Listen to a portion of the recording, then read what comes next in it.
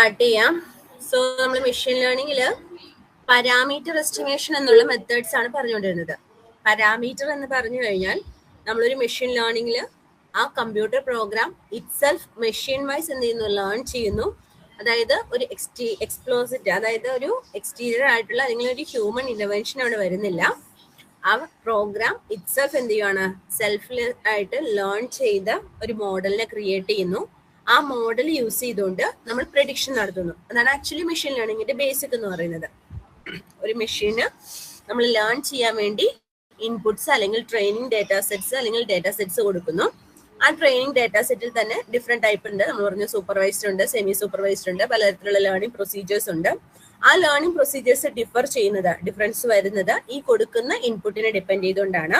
Labelled datas ആണോ കൊടുക്കുന്നത്, അതോ ഫുള്ളി ലേബൽ ചെയ്യാത്ത ഡേറ്റാസ് ആണോ കൊടുക്കുന്നത്. സോ അങ്ങനെയുള്ള ക്ലാസിഫിക്കേഷൻ നമ്മൾ പറഞ്ഞു. ആഫ്റ്റർ ദാറ്റ് നമ്മൾ പറഞ്ഞ എന്താണ്, ഒരു മെഷീൻ ലേണിംഗ് മോഡൽ ക്രിയേറ്റ് ചെയ്യുന്നു.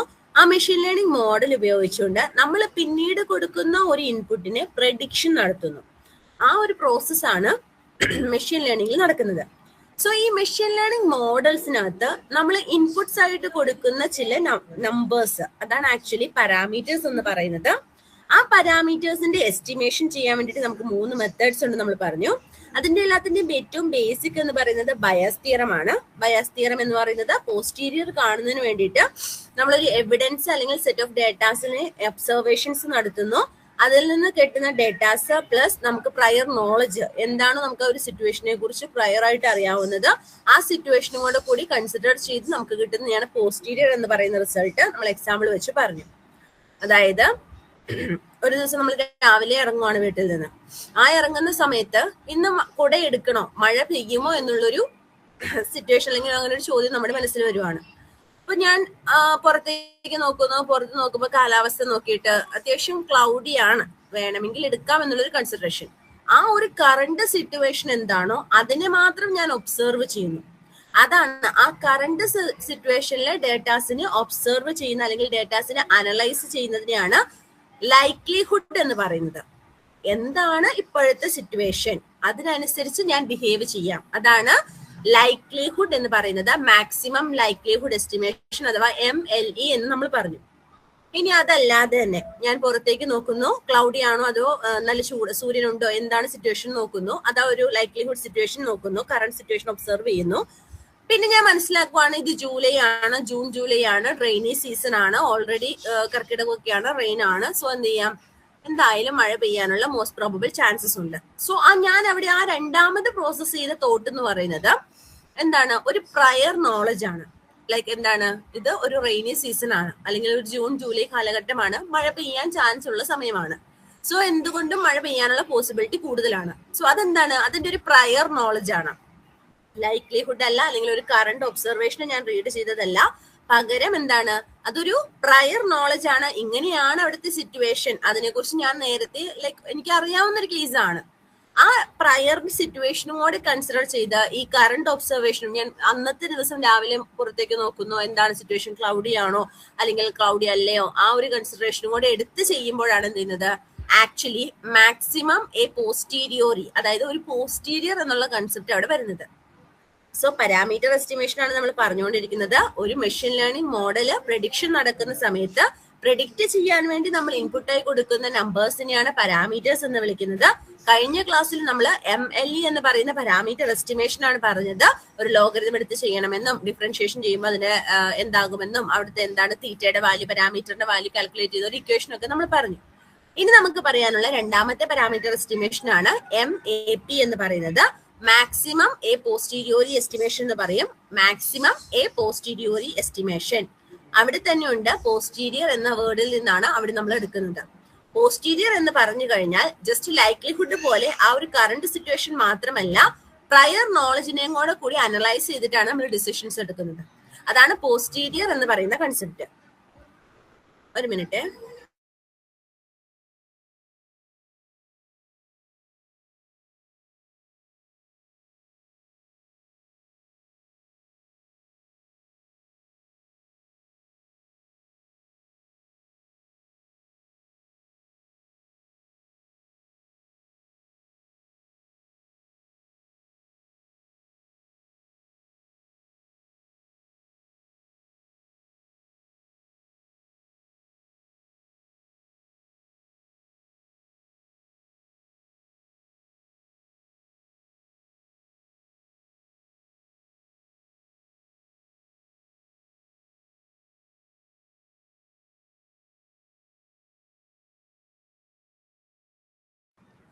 ഓക്കെ, അപ്പൊ പാരാമീറ്റർ എസ്റ്റിമേഷനിലെ രണ്ടാമത്തെ മെത്തേഡായ മാക്സിമം എ പോസ്റ്റിരിയോറി ആണ് നമ്മൾ പറയുന്നത്.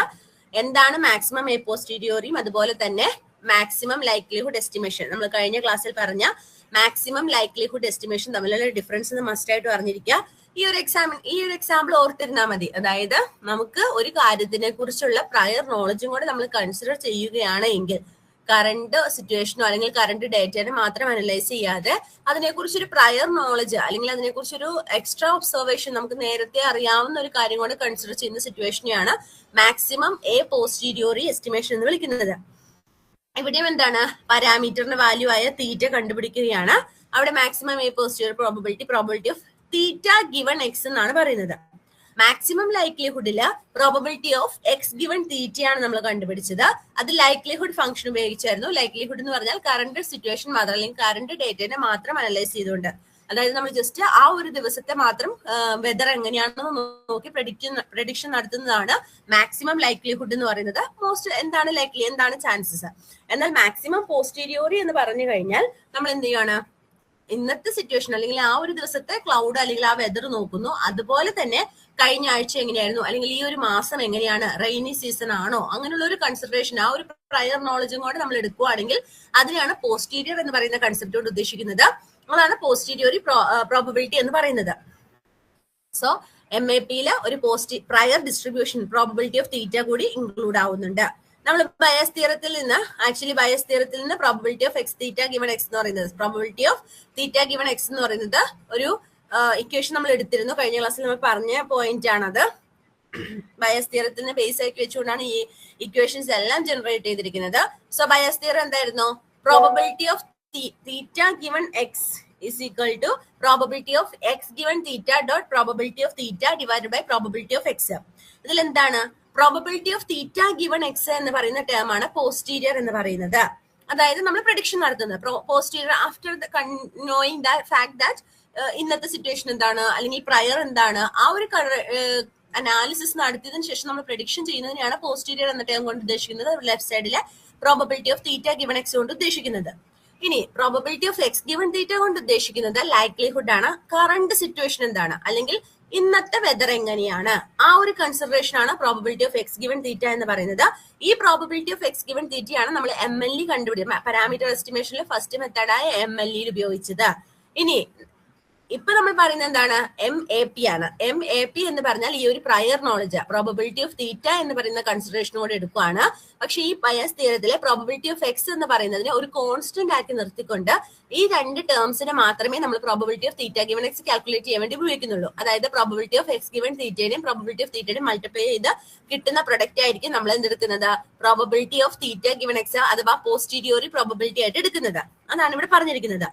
പോസ്റ്റീരിയർ പ്രോബബിലിറ്റി ആയിട്ട് എടുക്കുന്ന സമയത്ത് നമ്മൾ പ്രോബബിലിറ്റി ഓഫ് എക്സിനെ എന്ത് ചെയ്യുന്നു, ഇഗ്നോർ ചെയ്യുന്നു, അതിനൊരു കോൺസ്റ്റന്റ് ആക്കി വെക്കുന്നു. അവിടെ നമ്മൾ തീറ്റ MAP എന്ന് സൂചിപ്പിച്ചിരിക്കുന്നു. തീറ്റ എന്ന് പറഞ്ഞാൽ എന്താണ്, നമുക്ക് കണ്ടുപിടിക്കേണ്ട പാരാമീറ്റർ ആണ്. ആ പാരാമീറ്റർ MAP എന്ന് പറയുന്ന മെത്തേഡിലൂടെ കണ്ടുപിടിക്കുന്ന തീറ്റ അതെന്ന് പറയുന്നത് ആർഗ്യുമെന്റ് മാക്സിമം എന്ന് വെച്ച് കഴിഞ്ഞാൽ നമ്മൾ കൊടുക്കുന്ന പാരാമീറ്ററിന്റെ മാക്സിമം വാല്യൂ കിട്ടുന്നു. അത് probability of theta given x ആണ്. Probability of theta given x എന്ന് പറയുന്നത് probability of x given theta into probability of theta ആണ്. ബയസ് തിയറത്തിൽ നിന്ന് വന്നതാണ്. സോ നമുക്ക് ഇതിനെ കുറച്ചും കൂടെ വലുതാക്കാൻ വേണ്ടിയിട്ട്, നമ്മൾ കിട്ടുന്ന റിസൾട്ട് കുഞ്ഞതായതുകൊണ്ട് തന്നെ അതിനെ വലുതാക്കാൻ വേണ്ടിയിട്ട് എക്സ്പാൻഡ് ചെയ്യാൻ വേണ്ടിയിട്ടാണ് ലോഗരിതം ചെയ്യുന്നത്. സോ ലോഗരിതം ചെയ്യുമ്പോൾ ഇത് ലോഗ് AB എന്നാവും. ലോഗ് AB എന്ന് പറഞ്ഞാൽ log A plus log B ആണ്. അതായത് argument maximum of log A, log probability of x given theta plus log B അഥവാ ലോഗ് P ഓഫ് തീറ്റ ആവും. ഇത് ലൈക്ലിഹുഡ് ടേം ആണ്, ഇത് പ്രയർ ടേം ആണ്, ഇത് പോസ്റ്റീരിയർ ടേം ആണ്. അത് ഓർത്തിരിക്കുക. Probability of theta given x എന്ന് പറയുന്നത് എപ്പോഴും പോസ്റ്റീരിയർ ആണ്. പ്രോബബിലിറ്റി ഓഫ് എക്സ് ഗിവൺ തീറ്റ എന്ന് പറയുന്നത് ലൈക്ലിഹുഡ് ടേം ആണ്. പ്രോബബിലിറ്റി ഓഫ് തീറ്റ എന്ന് പറയുന്നത് അവിടുത്തെ പ്രയർ ടേം ആണ്. സോ MAP അഥവാ മാക്സിമം എ പോസ്റ്റീരിയോറി എസ്റ്റിമേഷനിൽ എപ്പോഴും പ്രയർ നോളജും കൂടെ കൺസിഡർ ചെയ്യും. അങ്ങനെയുള്ള ഒരു പ്രഡിക്ഷൻ ആണ് നടത്തുന്നത്. നമ്മൾ ആ ഒരു സീസൺ ഏതാണ് അതും കൂടെ കൺസിഡർ ചെയ്ത് നടത്തുന്ന പ്രഡിക്ഷൻ ആണ്. കൊടയെടുക്കുന്ന കേസിലാണ് നമ്മൾ പറഞ്ഞത് എക്സാമ്പിൾ ആയിട്ട്. അത് തന്നെ ഓർത്ത് വെച്ച് എക്സാമിനകത്ത് നമുക്ക് എഴുതാൻ എളുപ്പമുണ്ടായിരിക്കും. ഇനി MLE എന്ന് പറഞ്ഞാൽ എന്താണ്, എന്തായിരിക്കാം പാരാമീറ്റർ വാല്യൂ ആയ തീറ്റ എന്താണോ ഡേറ്റ മോസ്റ്റ് ലൈക്ലി അതിനനുസരിച്ച്. അതായത് നമ്മളിപ്പോ മറ്റൊരു കേസിൽ പറഞ്ഞത് ഡെങ്കി ഫീവർ ആണോ എന്ന് കൺസിഡർ ചെയ്യുന്ന ഒരു കേസിൽ ഇപ്പോൾ ഒരാളുടെ ലാബ് ടെസ്റ്റ് നോക്കിക്കൊണ്ടാണ് ആ ഒരു ടെസ്റ്റ് റിസൾട്ടിന് മോസ്റ്റ് ചാൻസ് എന്താണോ അതിലെ പ്ലേറ്റ്ലെറ്റ് കൗണ്ട് എത്രത്തോളം ലൈക്ലി ആണോ അതനുസരിച്ചാണ് അത് ഏത് ഡിസീസ് ആണ് നമ്മൾ ഡിസൈഡ് ചെയ്യുന്നത് പറഞ്ഞു. അതാണ് MLE എന്ന് പറയുന്നത്. എന്നാൽ MAP എന്ന് പറഞ്ഞ കൺസിഡറേഷൻ എന്താണ്? അതായത് നമുക്ക് അറിയാവുന്നതും കൂടി നമ്മൾ കൺസിഡർ ചെയ്യുന്നു. ഒരു ആള് വീട്ടിൽ നിന്ന് ഇറങ്ങുമ്പോൾ കൊട എടുക്കണോ വേണ്ടിയോ എന്നുള്ളത് നമ്മൾ എങ്ങനെ അറിയുന്നു? ആ ഒരു ദിവസത്തെ കൺസിഡറേഷൻ കൊടുക്കുന്നു. അതുപോലെ തന്നെ നമുക്ക് എന്താണ് ആ ഒരു മാസം റെയിനി സീസൺ ആണോ അല്ലെങ്കിൽ വേനൽക്കാലമാണോ ആ ഒരു സിറ്റുവേഷനിൽ കൊട എടുക്കണോ വേണ്ടിയോ എന്നുള്ള ഒരു പ്രയർ നോളജ് കൂടെ കൺസിഡർ ചെയ്യുവാണ് MAPയിൽ ചെയ്യുന്നത്. സോ ആക്ച്വലി നമുക്ക് എങ്ങനെ പറയാം? MAP അഥവാ മാക്സിമം എ പോസ്റ്റീരിയോറി എസ്റ്റിമേഷൻ എന്ന് പറയുന്നത് MLEയുടെ കൂടെ പ്രയർ നോളജും കൂടെ ആഡ് ചെയ്യുമ്പോഴാണ്. MLEയുടെ കൂടെ പ്രയർ നോളജും കൂടെ ആഡ് ചെയ്യുന്ന കേസാണ് MAP എന്ന് പറയുന്നത്. ഓക്കെ ആണോ പിള്ളേര്?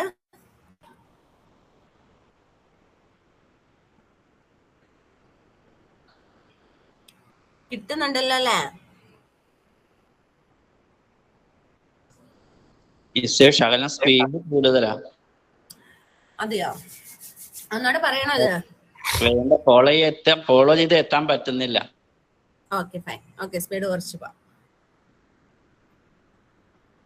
ഓക്കെ സോ നമ്മള് പാരാമീറ്റർ എസ്റ്റിമേഷൻ എന്നുള്ള കൺസെപ്റ്റിനകത്ത് നമുക്ക് ആക്ച്വലി MLEയും പഠിക്കാനുണ്ട്, MAPയും പഠിക്കാനുണ്ട്. പാരാമീറ്റർ എസ്റ്റിമേഷൻ എന്ന് പറഞ്ഞു കഴിഞ്ഞാൽ ഒരു മെഷീൻ ലേണിംഗ് മോഡൽസിൽ പ്രഡിക്ഷൻ നടക്കുമ്പോൾ നമ്മൾ എന്താണോ ഇൻപുട്ട് ആയിട്ട് കൊടുക്കുന്ന നമ്പേഴ്സ് അതാണ് പാരാമീറ്റേഴ്സ് എന്ന് പറയുന്നത്. നമ്മൾ കഴിഞ്ഞ ക്ലാസ്സിൽ അതിന്റെ ഒരു മെത്തേഡ് MLE എന്ന് പറയുന്ന മാക്സിമം ലൈക്ലിഹുഡ് എസ്റ്റിമേഷൻ എന്ന് പറയുന്ന കൺസെപ്റ്റ് പറഞ്ഞിരുന്നു. സോ മാക്സിമം ലൈക്ലിഹുഡ് കൺസെപ്റ്റിനകത്ത് അല്ലെങ്കിൽ ആ ഒരു method of calculating the parameters നമുക്ക് എന്താണ് നമ്മൾ ആ ഒരു ചാൻസസ് എന്തായിരിക്കാം എന്നുള്ളൊരു ലൈക്ലിഹുഡ് ചാൻസസ് മാത്രമേ കൺസിഡർ ചെയ്യുന്നുള്ളൂ. ഇപ്പോ എക്സാമ്പിൾ ആയിട്ട് ഞാൻ 2 കേസുകൾ പറഞ്ഞു. ഒന്ന്, ഒരു ഡോക്ടറിന്റെ അടുത്ത് ഡെങ്കി ഫീവർ ആണോ അല്ലെങ്കിൽ ഒരാള് ഒരു ഡോക്ടറിന്റെ അടുത്ത് ഫീവറുമായിട്ട് വരുന്നു. അയാളെ ആ ഒരു ഡോക്ടർ ഒബ്സർവ് ചെയ്യുന്ന സമയത്ത് അയാളുടെ ഒരു പ്രയർ നോളജ് വെച്ചും അദ്ദേഹത്തിന്റെ ഡിസിഷൻസ് എടുക്കാം, അല്ലെങ്കിൽ അയാളുടെ ലാബ് റിപ്പോർട്ട്സ് കാര്യങ്ങൾ അങ്ങനെയുള്ള ഡേറ്റാസ് അനലൈസ് ചെയ്തുകൊണ്ട് റിസൾട്ട് എടുക്കാം. സോ ഡേറ്റ അനാലിസിസ് നടത്തിക്കൊണ്ട് അയാൾ ഒരു ലാബ് റിസൾട്ടിൽ ഒരു ലാബ് ടെസ്റ്റ് ചെയ്യാൻ, ഒരു ബ്ലഡ് ടെസ്റ്റ് ചെയ്യാൻ അയക്കുന്നു. ആ ബ്ലഡ് ടെസ്റ്റിൽ നിന്ന് കിട്ടുന്ന റിസൾട്ടിനെ നമുക്ക് അനലൈസ് ചെയ്തുകൊണ്ട് നമ്മൾ എന്ത് ചെയ്യാണ്, ഒരു ഒബ്സർവേഷൻ നടത്തുവാണ്. അതായത് ഏത് കാറ്റഗറി ഓഫ് ഫീവർ ആണ് അയാൾക്ക് പിടിച്ചിരിക്കുന്നത്, ഡെങ്കി ആണോ വൈറൽ ഫീവർ ആണോ, ആ ഒരു കാറ്റഗറൈസേഷൻ നടത്താൻ വേണ്ടിയിട്ട് നമ്മൾ ആ ഒരു ടെസ്റ്റിനെ ഡേറ്റ സെറ്റിനെ അതായത് ആ ഒരു ലാബ് ബ്ലഡ് ടെസ്റ്റ് എന്ന് പറയുന്ന ഒരു റിസൾട്ടിനെ ഒബ്സർവ് ചെയ്ത് നടത്തുന്നതാണ് ലൈക്ലിഹുഡ് എന്ന് പറയുന്ന കൺസെപ്റ്റിൽ വരുന്നത്. എന്നാൽ ആ ഒരു ലൈക്ലി ഒബ്സർവേഷനോട് കൂടെ തന്നെ ഈ ഡോക്ടറുടെ നോളജ് അബൌട്ട് എന്താണ് അദ്ദേഹത്തിന്റെ എക്സ്പീരിയൻസ് കൊണ്ട്, അദ്ദേഹത്തിന് കിട്ടിയിട്ടുള്ള ഒബ്സർവേഷൻസ് കൊണ്ട്, അദ്ദേഹത്തിന് ഐഡന്റിഫൈ ചെയ്യാൻ പറ്റുന്ന എന്തെങ്കിലും ഒരു പർട്ടിക്കുലർ നോളജ് കൊണ്ട് അദ്ദേഹം ആ ഒരു കൺസിഡറേഷനും ആ ഒരു ഒബ്സർവേഷനും അദ്ദേഹത്തിന്റെ എക്സ്പീരിയൻസ് എന്ന് പറയുന്ന ഒബ്സർവേഷനും ഇയാളുടെ ലാബ് ടെസ്റ്റ് ബ്ലഡ് ടെസ്റ്റ് നടത്തിയുമ്പോൾ കിട്ടുന്ന ലാബ് റിസൾട്ടും കൂടെ കൂടി കമ്പൈൻ ചെയ്ത് ഒരു റിസൾട്ട് ഒപ്റ്റിമൈസ് ചെയ്യുന്നതാണ് MAP എന്ന് പറയുന്നത്, മാക്സിമം എ പോസ്റ്റീരിയോറി എസ്റ്റിമേഷൻ. ഇത് രണ്ടും ഒന്നുമില്ല, തീറ്റ എന്ന് പറഞ്ഞൊരു പാരാമീറ്ററിനെ കാൽക്കുലേറ്റ് ചെയ്യാൻ വേണ്ടി ഉപയോഗിക്കുന്ന ഒരു പ്രോബ്ലമാറ്റിക് മെത്തേഡ്സ് ആണ്. പാരാമീറ്റർ എസ്റ്റിമേഷന് വേണ്ടി ഉപയോഗിക്കുന്ന 2 മെത്തേഡ്സ് ആണ് MLE ആൻഡ് MAP എന്ന് പറയുന്നത്. MLE എന്ന് പറഞ്ഞാൽ ലൈക്ലിഹുഡ് ആണ്. ഡേറ്റാസിനെ ഒബ്സർവ് ചെയ്യുന്ന സമയത്ത് എന്താണ് ചാൻസസ്, എന്താണ് ലൈക്ലിഹുഡ് വരാൻ ചാൻസസ്, അതിനെ ഡിപ്പെൻഡ് ചെയ്താണ് അവിടെ പ്രഡിക്ഷൻ നടത്തുന്നത് അല്ലെങ്കിൽ നമ്പേഴ്സിന് കൊടുക്കുന്നത്. എന്നാൽ മാക്സിമം എ പോസ്റ്റീരിയോറി എന്ന് പറയുന്ന കൺസെപ്റ്റില് അഥവാ MAP എന്ന് പറയുന്ന കൺസെപ്റ്റില് ആക്ച്വലി ആ ഒരു ഡേറ്റ അനാലിസിസ് മാത്രമല്ല, ആ ഡേറ്റയെ ചുറ്റിപ്പറ്റി നിൽക്കുന്ന എന്തെങ്കിലും ഒരു പ്രയർ നോളജ്, അതിനെക്കുറിച്ച് നമുക്കറിയാവുന്ന എന്തെങ്കിലും വസ്തുതയും കൂടെ നമ്മൾ അനലൈസ് ചെയ്യുന്നു. ആ 2 അനാലിസിസിന് ശേഷമാണ് എന്ത് ചെയ്യുന്നത്, മാക്സിമം എ പോസ്റ്റീരിയോറി എസ്റ്റിമേഷൻ അഥവാ MAPയിൽ നമ്മൾ എന്ത് ചെയ്യുന്നത് കൺസിഡർ ചെയ്യുന്നത് അല്ലെങ്കിൽ വാല്യൂസ് ഒബ്റ്റെയിൻ ചെയ്യുന്നത്. ഈ 2 രീതിയിലുള്ള പാരാമീറ്റർ എസ്റ്റിമേഷൻ മെത്തേഡ്സ് ആണുള്ളത്. നിങ്ങൾക്ക് കുറച്ചുകൂടി ടെക്സ്റ്റ് കൂടെ വായിക്കുമ്പോൾ ഓക്കെ ആവുന്ന ഞാൻ ഫീൽ ചെയ്യുന്നു. ഓക്കെ, ഈ മാക്സിമം എ പോസ്റ്റീരിയോറി എസ്റ്റിമേഷൻ അഥവാ MAP എന്ന് പറഞ്ഞാൽ നമ്മൾ കഴിഞ്ഞ ദിവസം MLEയുടെ എക്സ്പ്ലനേഷൻ പറഞ്ഞിരുന്നു. അതായത് ഒരു എക്സ്പെരിമെന്റ് നമ്മൾ ചെയ്യുവാണ്. ആ എക്സ്പെരിമെന്റിനകത്ത് നമ്മൾ ഒരു കോയിൻ ഫ്ലിപ്പ് ചെയ്യുന്നു. ഒരു കോയിൻ ഫ്ലിപ്പ് ചെയ്യുമ്പോൾ നമുക്കിവിടെ കിട്ടുന്ന റിസൾട്ട് എന്ന് പറയുന്നത് 7 തവണ ഹെഡ് വന്നു, 3 തവണ ടെയിൽസ് വന്നു. സോ 10 ഒബ്സർവേഷൻ ഉണ്ട്. 10 തവണ നമ്മൾ ആ കോയിൻ ഫ്ലിപ്പ് ചെയ്തു. ആ 10 തവണയിൽ 7 തവണ ഹെഡ് വന്നു, 3 തവണ എന്ത് ചെയ്യുന്നു, ടെയിൽ വന്നു. സോ നമുക്ക് എന്താണ് MLE ആണെങ്കിൽ നമ്മൾ ആ ഒരു ലൈക്ലിഹുഡ് ഫംഗ്ഷൻ ആയിട്ട് ഈ ഒരു പ്രോബബിലിറ്റി ഓഫ് ബീങ് ഹെഡ് ആണ് നമുക്ക് കാൽക്കുലേറ്റ് ചെയ്യേണ്ടത്. സോ പ്രോബബിലിറ്റി ഓഫ് ബീങ് ഹെഡിനെ നമ്മൾ എന്ത് ചെയ്യുന്നതായിരുന്നു, ആ തീറ്റയായിട്ട് കൺസിഡർ ചെയ്യുമായിരുന്നു. ഹെഡ് എത്ര തവണ വന്നു നോക്കും, ആ തീറ്റേനെ വന്നത്. അപ്പൊ 7 ഹെഡ് ആണെങ്കിൽ തീറ്റ റൈസ് ടു 7 എന്ന് എഴുതും. ഇനി തീറ്റയും 1 മൈനസ് തീറ്റയുമാണ് അവിടുത്തെ. ഇപ്പൊ തീറ്റ ഹെഡ് ആണ്, അതായത് പ്രോബബിലിറ്റി ഓഫ് ബീങ് ഹെഡ് ആണെങ്കിൽ 1 മൈനസ് തീറ്റ ആയിരിക്കും അവിടുത്തെ probability of being tail. Head ആവാനുള്ള ചാൻസ്, അല്ലെങ്കിൽ ഹെഡിനെ നമ്മൾ തീറ്റ വെച്ച് റെപ്രസെന്റ് ചെയ്യുന്നു, ടെയിലിനെ നമ്മൾ 1 മൈനസ് തീറ്റ വെച്ച് റെപ്രസെന്റ് ചെയ്യുന്നു. ബേസിക് ആണ്. സോ ഈ തീറ്റ അഥവാ ഹെഡ് 7 തവണ അവിടെ വന്നിട്ടുണ്ട്, ടെയിൽ അവിടെ 3 തവണയെ വന്നിട്ടുള്ളൂ. സോ നമ്മൾ എന്ത് ചെയ്യും, ഓരോ തവണ വന്നതിനെ മൾട്ടിപ്ലൈ ചെയ്യുന്നു. മൾട്ടിപ്ലൈ ചെയ്യുമ്പോഴാണ് നമുക്ക് എന്ത് ചെയ്യുന്നത്, ഒരു ലൈക്ലിഹുഡ് ഫംഗ്ഷൻ കിട്ടുന്നത്. 7 തവണ ഹെഡിനെ മൾട്ടിപ്ലൈ ചെയ്യുമ്പോൾ അത് h റൈസ് ടു 7 ആവും. h എന്ന് പറഞ്ഞാൽ തീറ്റയാണ്, തീറ്റ റൈസ് ടു 7. ദെൻ 3 തവണ ടെയിലിനെ മൾട്ടിപ്ലൈ ചെയ്തിട്ട് നമുക്ക് എന്ത് കിട്ടും, 1 മൈനസ് തീറ്റയാണ് നമ്മുടെ ടെയിൽ റെപ്രസെന്റേഷൻ എന്ന് പറയുന്നത്. So 1 minus theta raise to 3 എന്ന് വരും. അതാണ് നമ്മുടെ ഒരു ലൈക്ലിഹുഡ് ഫംഗ്ഷൻ എന്ന് പറയുന്നത്. ഈ ലൈക്ലിഹുഡ് ഫംഗ്ഷനോട് കൂടി തന്നെ പ്രയർ നോളജ്, നമ്മുടെ പ്രയർ നോളജും കൂടെ കൺസിഡർ ചെയ്യണം. കഴിഞ്ഞ തവണ MLE ചെയ്യുന്ന സമയത്ത് നമ്മൾ ജസ്റ്റ് എന്ത് ചെയ്തുള്ളൂ, theta raise to 7 1 minus theta raise to 3 ഈ ഒരു കൺസെപ്റ്റ് മാത്രമേ എടുത്തുള്ളൂ. പക്ഷെ ഇവിടെ അങ്ങനെയല്ല. ഇവിടെ നമുക്ക് ആക്ച്വലി ഒരു പ്രയർ നോളജും കൂടെ കൺസിഡർ ചെയ്യണം. പ്രയർ നോളജ് ഇവിടുത്തെ ഇതാണ്. ഒരു കോയിൻ ഫ്ലിപ്പ് ചെയ്യുന്ന സമയത്ത് ഒന്നുകിൽ ഹെഡ് വരാം അല്ലെങ്കിൽ ടെയിൽ വരാം. അത് രണ്ടുമേ വരുള്ളൂ, ആ 2 ചാൻസസേ ഉള്ളൂ. അതായത് 0.5 പ്രോബബിലിറ്റി ആണുള്ളത്. എന്താ, ഹെഡ് വരാനും ടെയിൽസ് വരാനും 0.5 പ്രോബബിലിറ്റി ആണ്. അപ്പൊ നമുക്കറിയാം പ്രോബബിലിറ്റി ഓഫ് ബീങ് ഹെഡ് ചോദിച്ചു കഴിഞ്ഞാൽ എന്താണെങ്കിലും 0.5ന് എബോവേ വരുള്ളൂ. അതായത് ഞാനൊരു കോയിൻ ഫ്ലിപ്പ് ചെയ്ത് കഴിഞ്ഞാൽ, ഇപ്പൊ ഞാൻ 10 തവണ കോയിൻ ഫ്ലിപ്പ് ചെയ്തു, ആ കോയിൻ ഫ്ലിപ്പ് ചെയ്ത് 10 തവണ നമുക്ക് കിട്ടിയ ഒബ്സർവേഷൻ എന്ന് പറയുന്നതാണ് നമ്മുടെ അവിടുത്തെ ഡേറ്റ. ആ ഡേറ്റാസിൽ ഒബ്സർവേഷൻസിൽ കിട്ടിയ ഡേറ്റാസിൽ നമ്മൾ എന്ത് ചെയ്യുന്നു, ഈ ഒരു പർട്ടിക്കുലർ ഡേറ്റ സെറ്റ് ആക്കിയിട്ട് ഈ മെഷീന്റെ മോഡലിന് കൊടുക്കുന്നു. അപ്പൊ ആ മെഷീൻ മോഡൽ എന്ത് ചെയ്യുവാണ്, ഇതിങ്ങനെയാണ്. 10 തവണ ഫ്ലിപ്പ് ചെയ്തപ്പോൾ 7 തവണ ഹെഡ് വന്നു, 3 തവണ ടെയിൽ വന്നു, അങ്ങനെയൊക്കെ പഠിപ്പിച്ചു വെക്കുന്നു ആ മോഡലിന്. ആഫ്റ്റർ ദാറ്റ് ഞാൻ ഇനി ഫ്ലിപ്പ് ചെയ്യുമ്പോൾ ഹെഡ് വരാനുള്ള ചാൻസ് എത്രയാണ്, അല്ലെങ്കിൽ ഞാൻ ഇനി ഫ്ലിപ്പ് ചെയ്യുമ്പോൾ ടെയിൽ വരാനുള്ള ചാൻസ് എത്രയാണ്, അതാണ് നമ്മൾ കാൽക്കുലേറ്റ് ചെയ്യുന്നത്. അതാണ് നമ്മുടെ നമ്പർ പാരാമീറ്റർ എസ്റ്റിമേഷൻ എന്ന് പറയുന്നത്. സോ ഇവിടെ എന്താണ്, ആ പാരാമീറ്റർ എസ്റ്റിമേഷൻ നമ്മൾ MLE ഉപയോഗിച്ച് ചെയ്യുമ്പോൾ ലൈക്ലിഹുഡ് ഫംഗ്ഷൻ മാത്രമേ എഴുതിയിരുന്നുള്ളൂ. പക്ഷെ ഇവിടെ നമുക്ക് എന്ത് ചെയ്യണം, പ്രയർ നോളജും കൂടെ കൺസിഡർ ചെയ്യണം.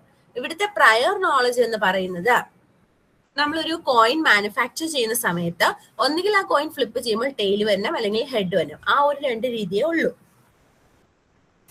സോ ഞാനൊരു ഇൻപുട്ട് കൊടുക്കുമ്പോൾ, ഞാനൊരു 11ാമത്തെ തവണ എന്റെ കോയിൻ ഫ്ലിപ്പ് ചെയ്യുന്ന സമയത്ത് അത് എന്താണ് വരിക, പ്രോബബിലിറ്റി ഓഫ് ബീങ് ഹെഡ് ആണോ പ്രോബബിലിറ്റി ഓഫ് ബീങ് ടെയിൽ ആണോ, അതാണ് നമുക്ക് അറിയേണ്ടത്. പ്രോബബിലിറ്റി ഓഫ് ബീങ് ഹെഡ് ആണെങ്കിലും പ്രോബബിലിറ്റി ഓഫ് ബീങ് ടെയിൽ ആണെങ്കിലും എന്തായിരിക്കും, 0.5 ആയിരിക്കും എന്ന് നമുക്കറിയാം. കാരണം എന്താണ്, കോയിൻ ഫ്ലിപ്പ് ചെയ്ത് കഴിഞ്ഞാൽ ഒന്നുകിൽ ഹെഡ് വരണം അല്ലെങ്കിൽ ടെയിൽ വരണം. സോ ഒരു തവണ ചെയ്ത് കഴിയുമ്പോൾ നമുക്ക് ആ ഒരു ചാൻസ്, ആ 2 ഓപ്ഷൻസേ ഉള്ളൂ. അതിൽ ഏതെങ്കിലും ഒന്ന് 1/2 പോസിബിലിറ്റി ആണുള്ളത്. ആ 1/2 എന്ന് പറയുന്നതാണ് ഈ 0.5. ഓക്കെ ആണോ? അതിനെയാണ് നമ്മൾ എടുക്കുന്നത്, പ്രയർ നോളജ് ആയിട്ട് എടുക്കുന്നത്. പ്രയർ നോളജ് ആയിട്ട് എടുക്കുന്നത് ഈ 0.5 തീറ്റ എന്ന് പറഞ്ഞാൽ, അല്ലെങ്കിൽ നമ്മുടെ പാരാമീറ്റർ എസ്റ്റിമേഷൻ എന്ന് പറയുന്നത് ക്ലോസ് ടു 0.5 ആയിരിക്കും. കാരണം 0.5 ആണ്, 1/2 ചാൻസസേ ഉള്ളൂ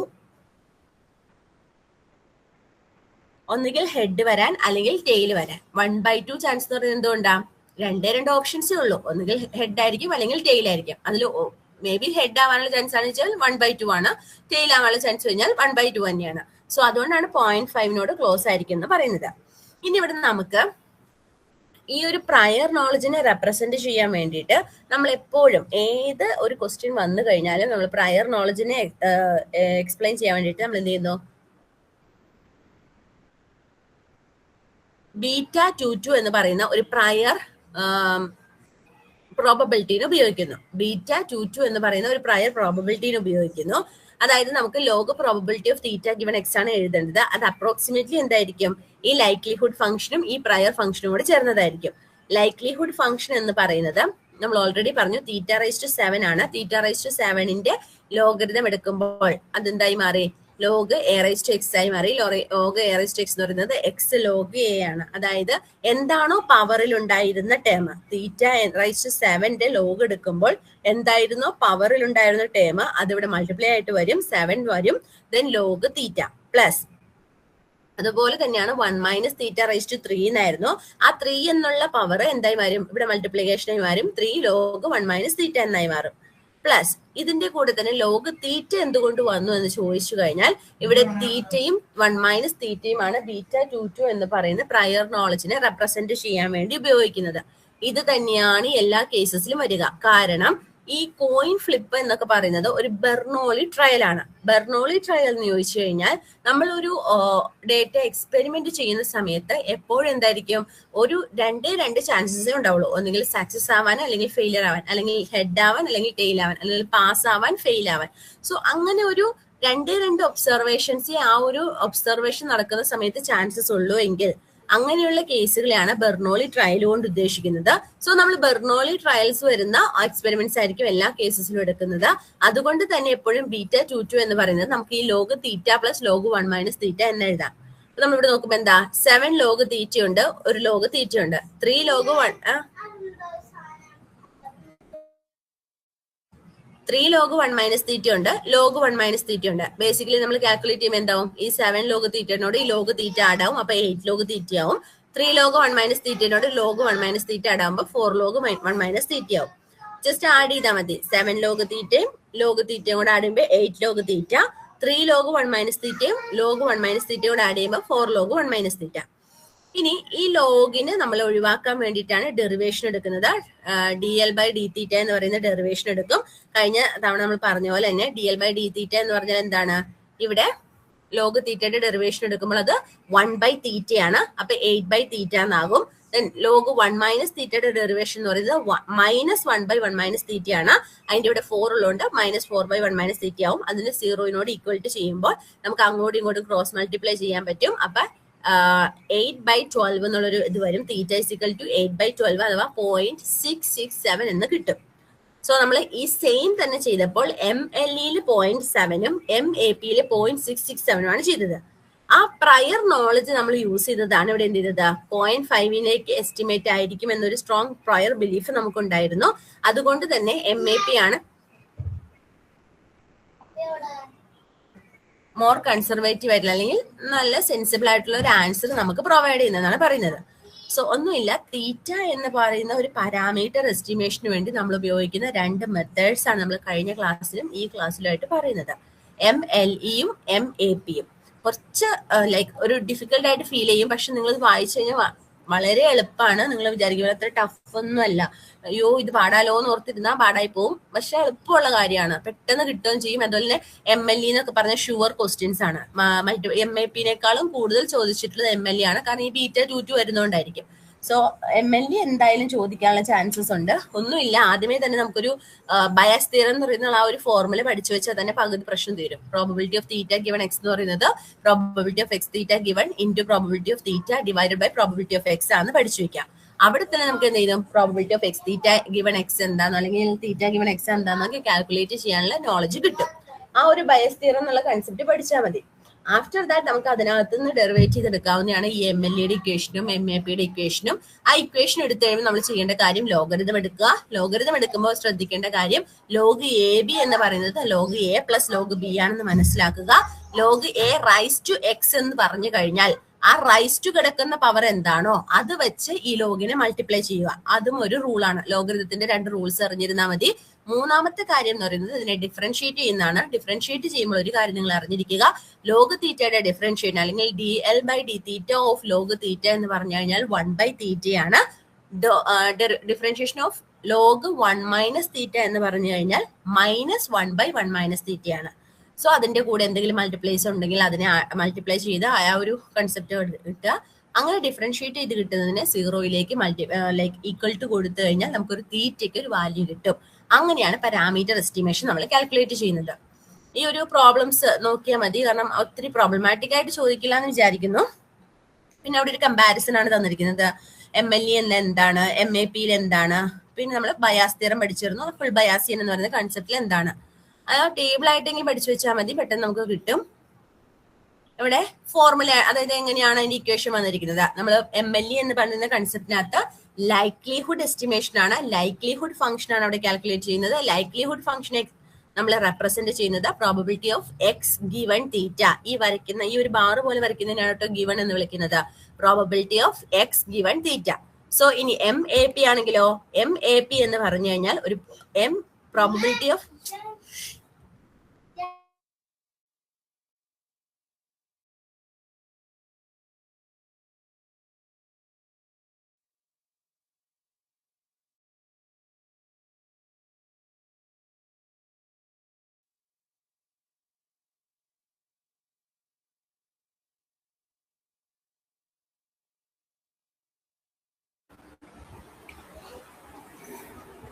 ഓക്കെ, നമ്മൾ പറഞ്ഞു വന്നിരുന്നത് ഒരു കമ്പാരിസൺ ആണ്.